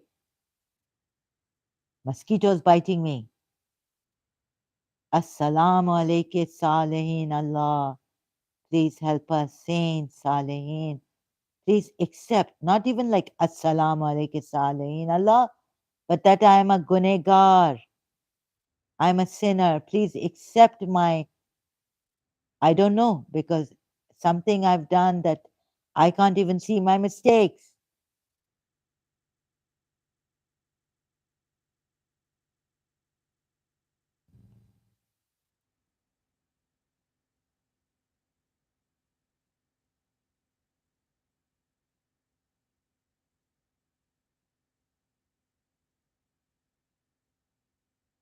So if you're getting paid also, if you're a Sunni Muslim and you're getting paid here in the Arab world for doing azan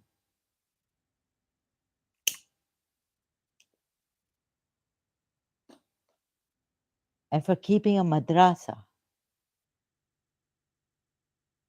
and you think that you are a very salihin, pious person,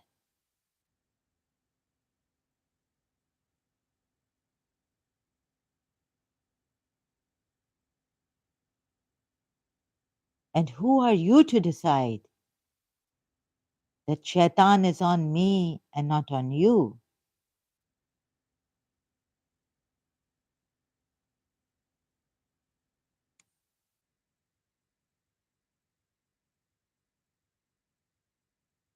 Masjid al Haram is for all. So many times I've prayed to God, may I not even miss my principle. I saw Bibi Fatma Zahra's grave in my dream. Yet I cried and cried and weeping at her grave. Please, Allah, don't, for Bibi Fatma Zahra's grave. Don't let me miss my principle. For what? So that I will not end up there.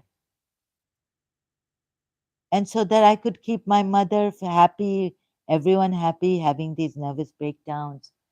And my head went crazy.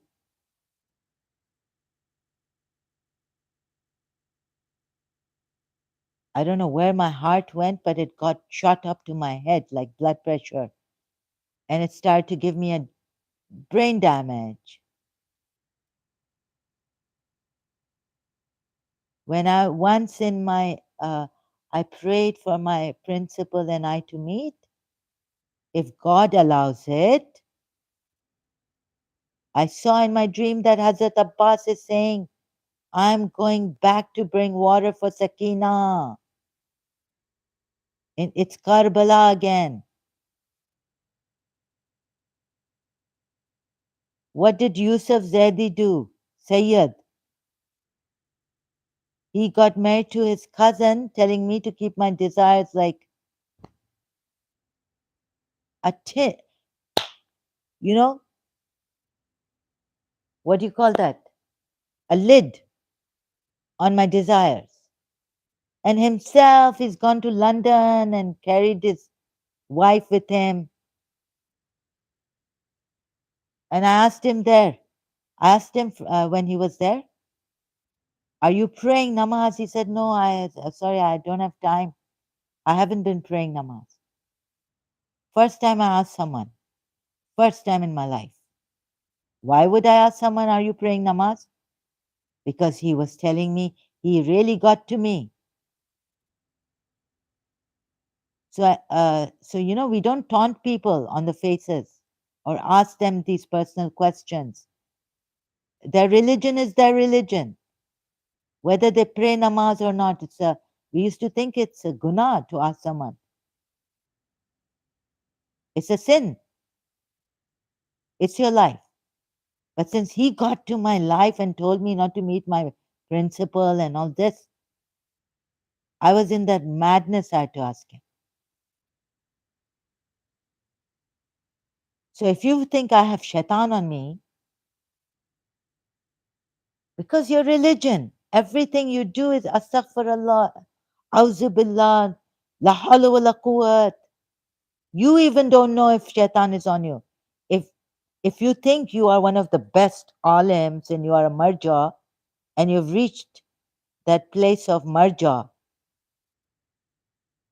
but the moment you look down on someone, इसको शैतान लग गया है, इसको punish दे रहा है, हम लोग ये नहीं करते थे. I used to say, oh, these people are so lucky. I looked at Sayyid Mehdi praying in Dubai. I was like, oh my God. I came in an abaya, all covered up, but I wasn't covering up like that. And I looked at Sayyid Mehdi al Hakim peeking through the door. He's praying in the lounge of my uncle. Oh my God, I have to look at this. His his ruku. Oh God. Oh my God, now he's gone to that man. He's related. His lineage is Imam Hassan's. I just want to see him prostrate. I haven't seen a Sayyid like him prostrate. Although I had Allama Rashid Turabi coming to my house when I was little. Before he went to the majlis in Nishta Park, and after finishing the majlis, he would come to our house.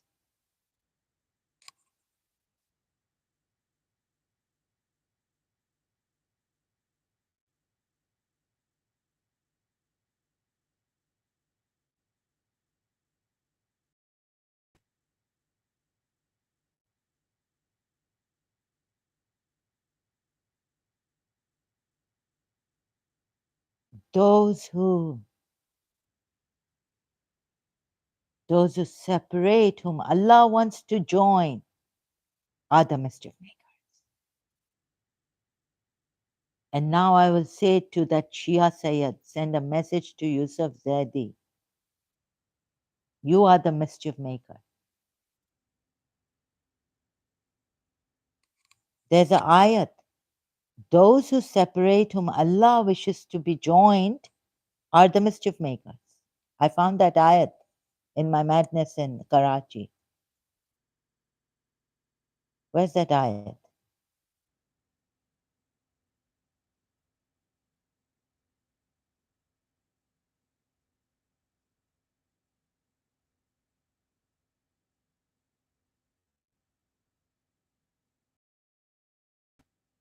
So please don't come here because किसी की आ लोगे ना बहुत बुरी होगी.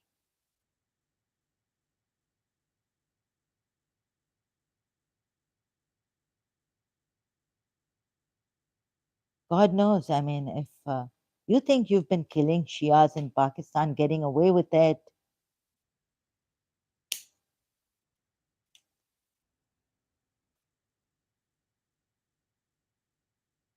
I never cursed people.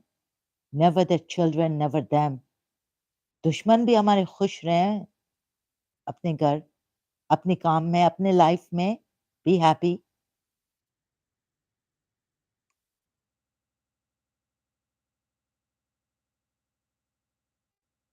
But in this madness, when I got, oh my God, I had become a witch, cursing.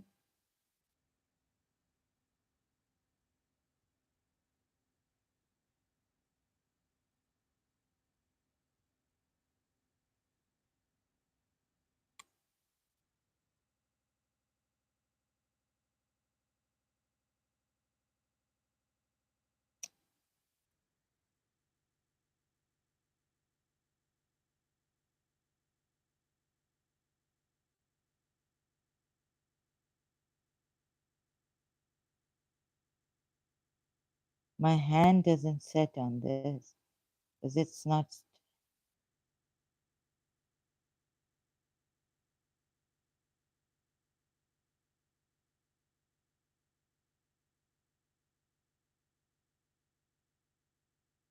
So, have you ever loved someone and been separated forcefully without knowing who did it to you and made you go insane? So, if you have that cruel heart to come here, then come here and harass me.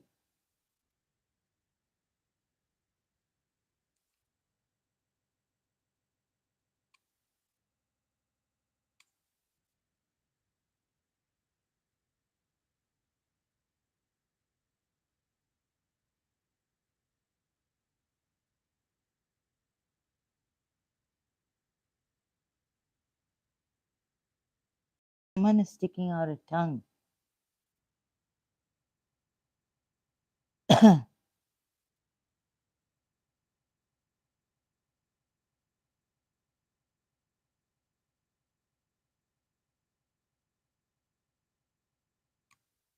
So, those who claim to be, I'm not going to, but in your country, if there is against humanity anything, why don't you speak about that? If Islam is so humanitarian, make your country humanitarian.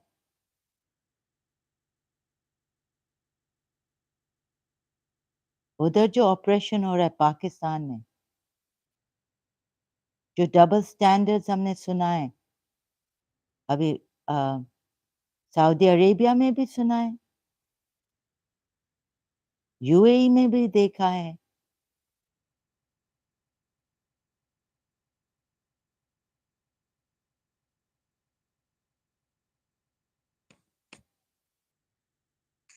UAE में तो सुना है Christian Prince से, क्या नहीं, कि किसी की वाइफ को अगर कोई रिच अरब पसंद आ गई, उसको जाके स्टॉप करें. Have the courage to go there, to the sheikh, go to the court, go to prison, see the prisoners. My one friend, Marcus, from Portugal, his father came to Dubai. Marcus said, "Why don't you go here?"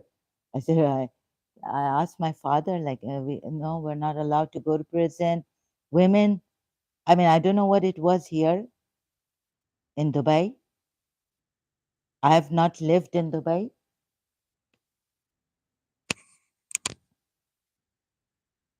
Marcus said to me over the email or what, or phone, I called him then, that, my father's in Dubai and he's gone to visit prisoners.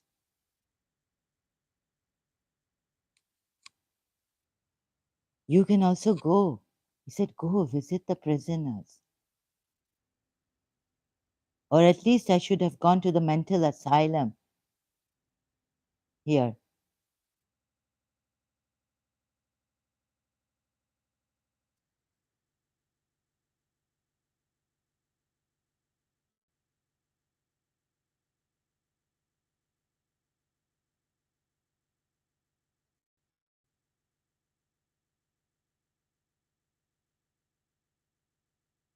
Do you go? You're from Saudi Arabia, right? Do you see your women who are oppressed? Do you go talk to them? You're coming here trying to straighten me up or what? Trying to show me how humanitarian your Islam is? You think I don't know what's happening in Saudi Arabia?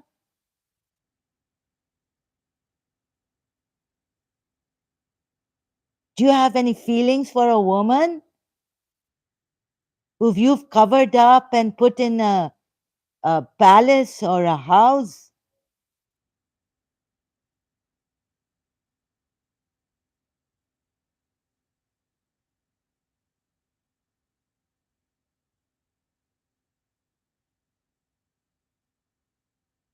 What is this coming? He's saying you're a bitch.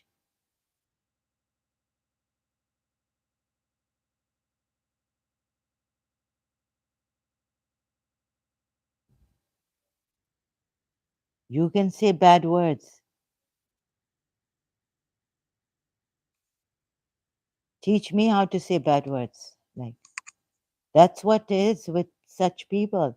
When I was with Sayyid Yusuf Zaidi, I was getting so many bad words in my head. This meant that I was not with a true Sayyid. I was with my enemy. They say if you sit with a saint, you become saintly. They bless you with their presence. That's why I started to say bad words.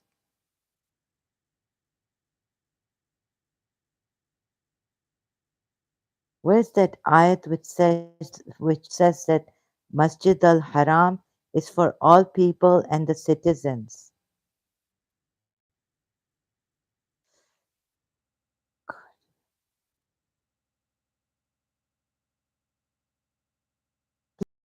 Human rights. You are like, you're not even close to, you're not even under the feet, dust under Richard Dawkins. Have you seen these Saudis? Forget this now. This is humanitarian. This, let me show you. Richard Dawkins. I hope he even reaches out to me here.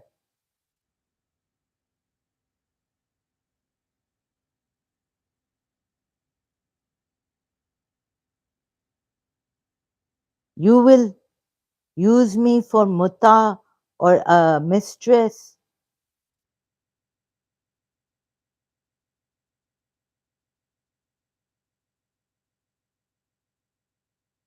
What happens to the maids in Saudi Arabia? Please go check that. That is humanitarian.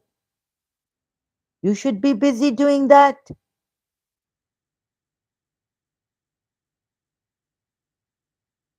I appeal to His Highness, the Crown Prince of Saudi Arabia.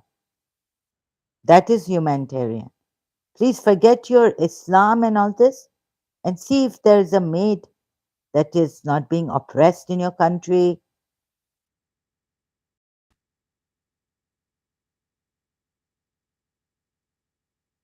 Send your helpers there.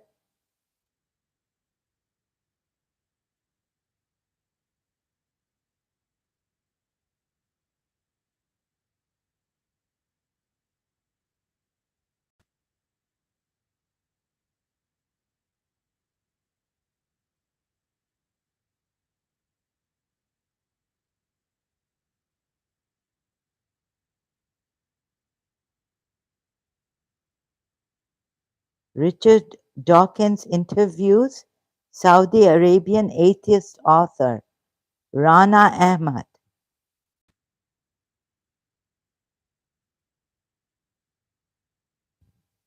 Salah Din.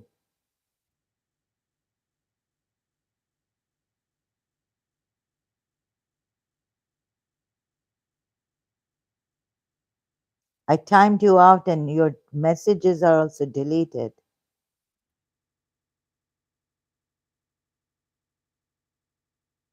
Shame on you, Muslims. Shame on you, Muslims.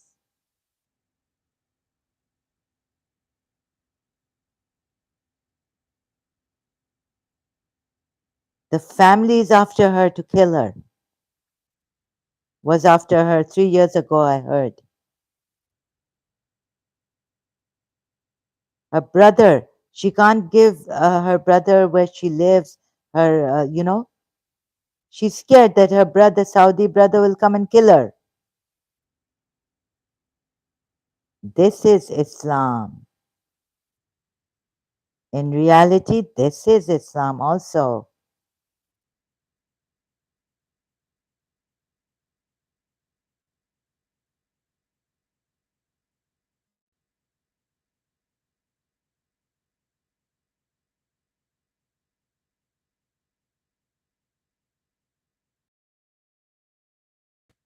What are your human rights in Saudi Arabia for women?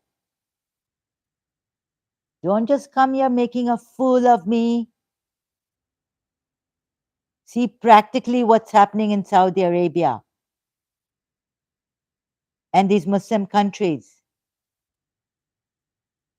These women do not want to sleep around. They are just fighting for their freedom. They don't want to be Muslims. They want to live a good life. What is it in a quality of good life?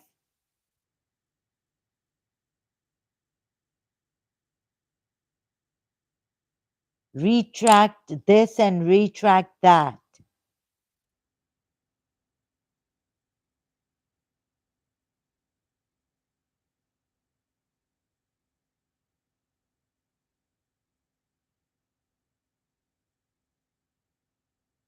Who has shaitan on them?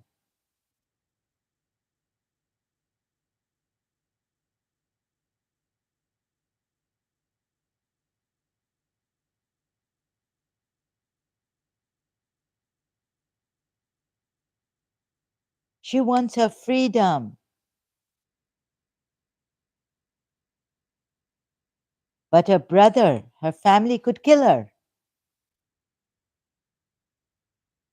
So, where are you Muslims about her? Tell me, where is that humanity? And you're going to fool me? You came here to fool me?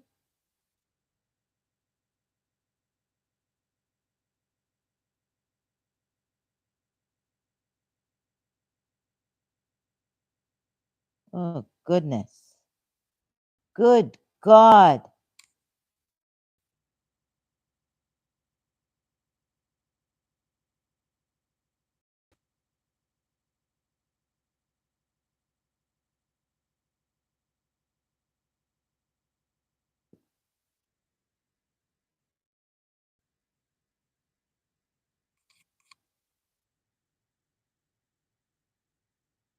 Testing sound.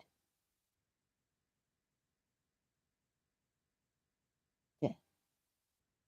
Okay, it's on.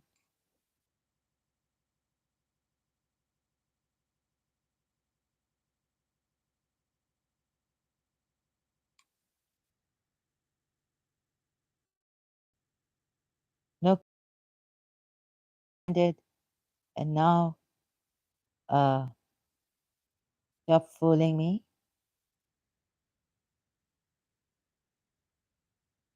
I thought Muslims would understand, but I think Christian Prince is right in being stern and firm.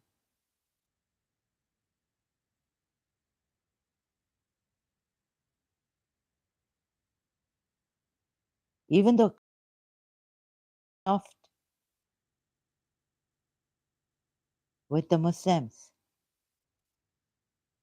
And his Christian is telling him, no Muslim is going to come and tell a Muslim to be soft with the Christians. You would tear the Christian apart. Recently, Dr. David Wood has, someone else has loaded a video about Dr. David Wood saying that in Pakistan, they've killed a Christian, the father or someone killed his son because he converted to Christianity. What a thing. I mean, these people coming with nonsense themselves telling us that we are saying nonsense. Human rights is violated in these countries because of Islamic rules. A woman cannot to have a God knows what it witnesses. I couldn't go for my stepbrother had to come with me to sign. What's this? I don't need my stepbrother to come because you need two men. So one brother and one stepbrother.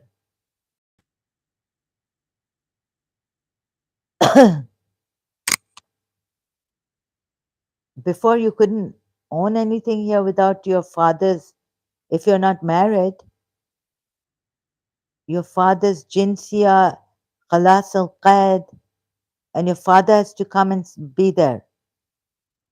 You can't buy your own property here without your husband or your father or two men witnesses. You can't live here alone in Dubai or UAE because the men will be after you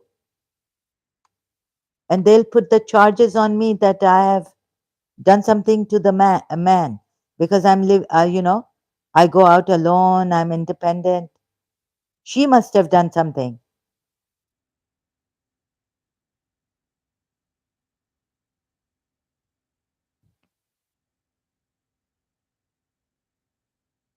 They could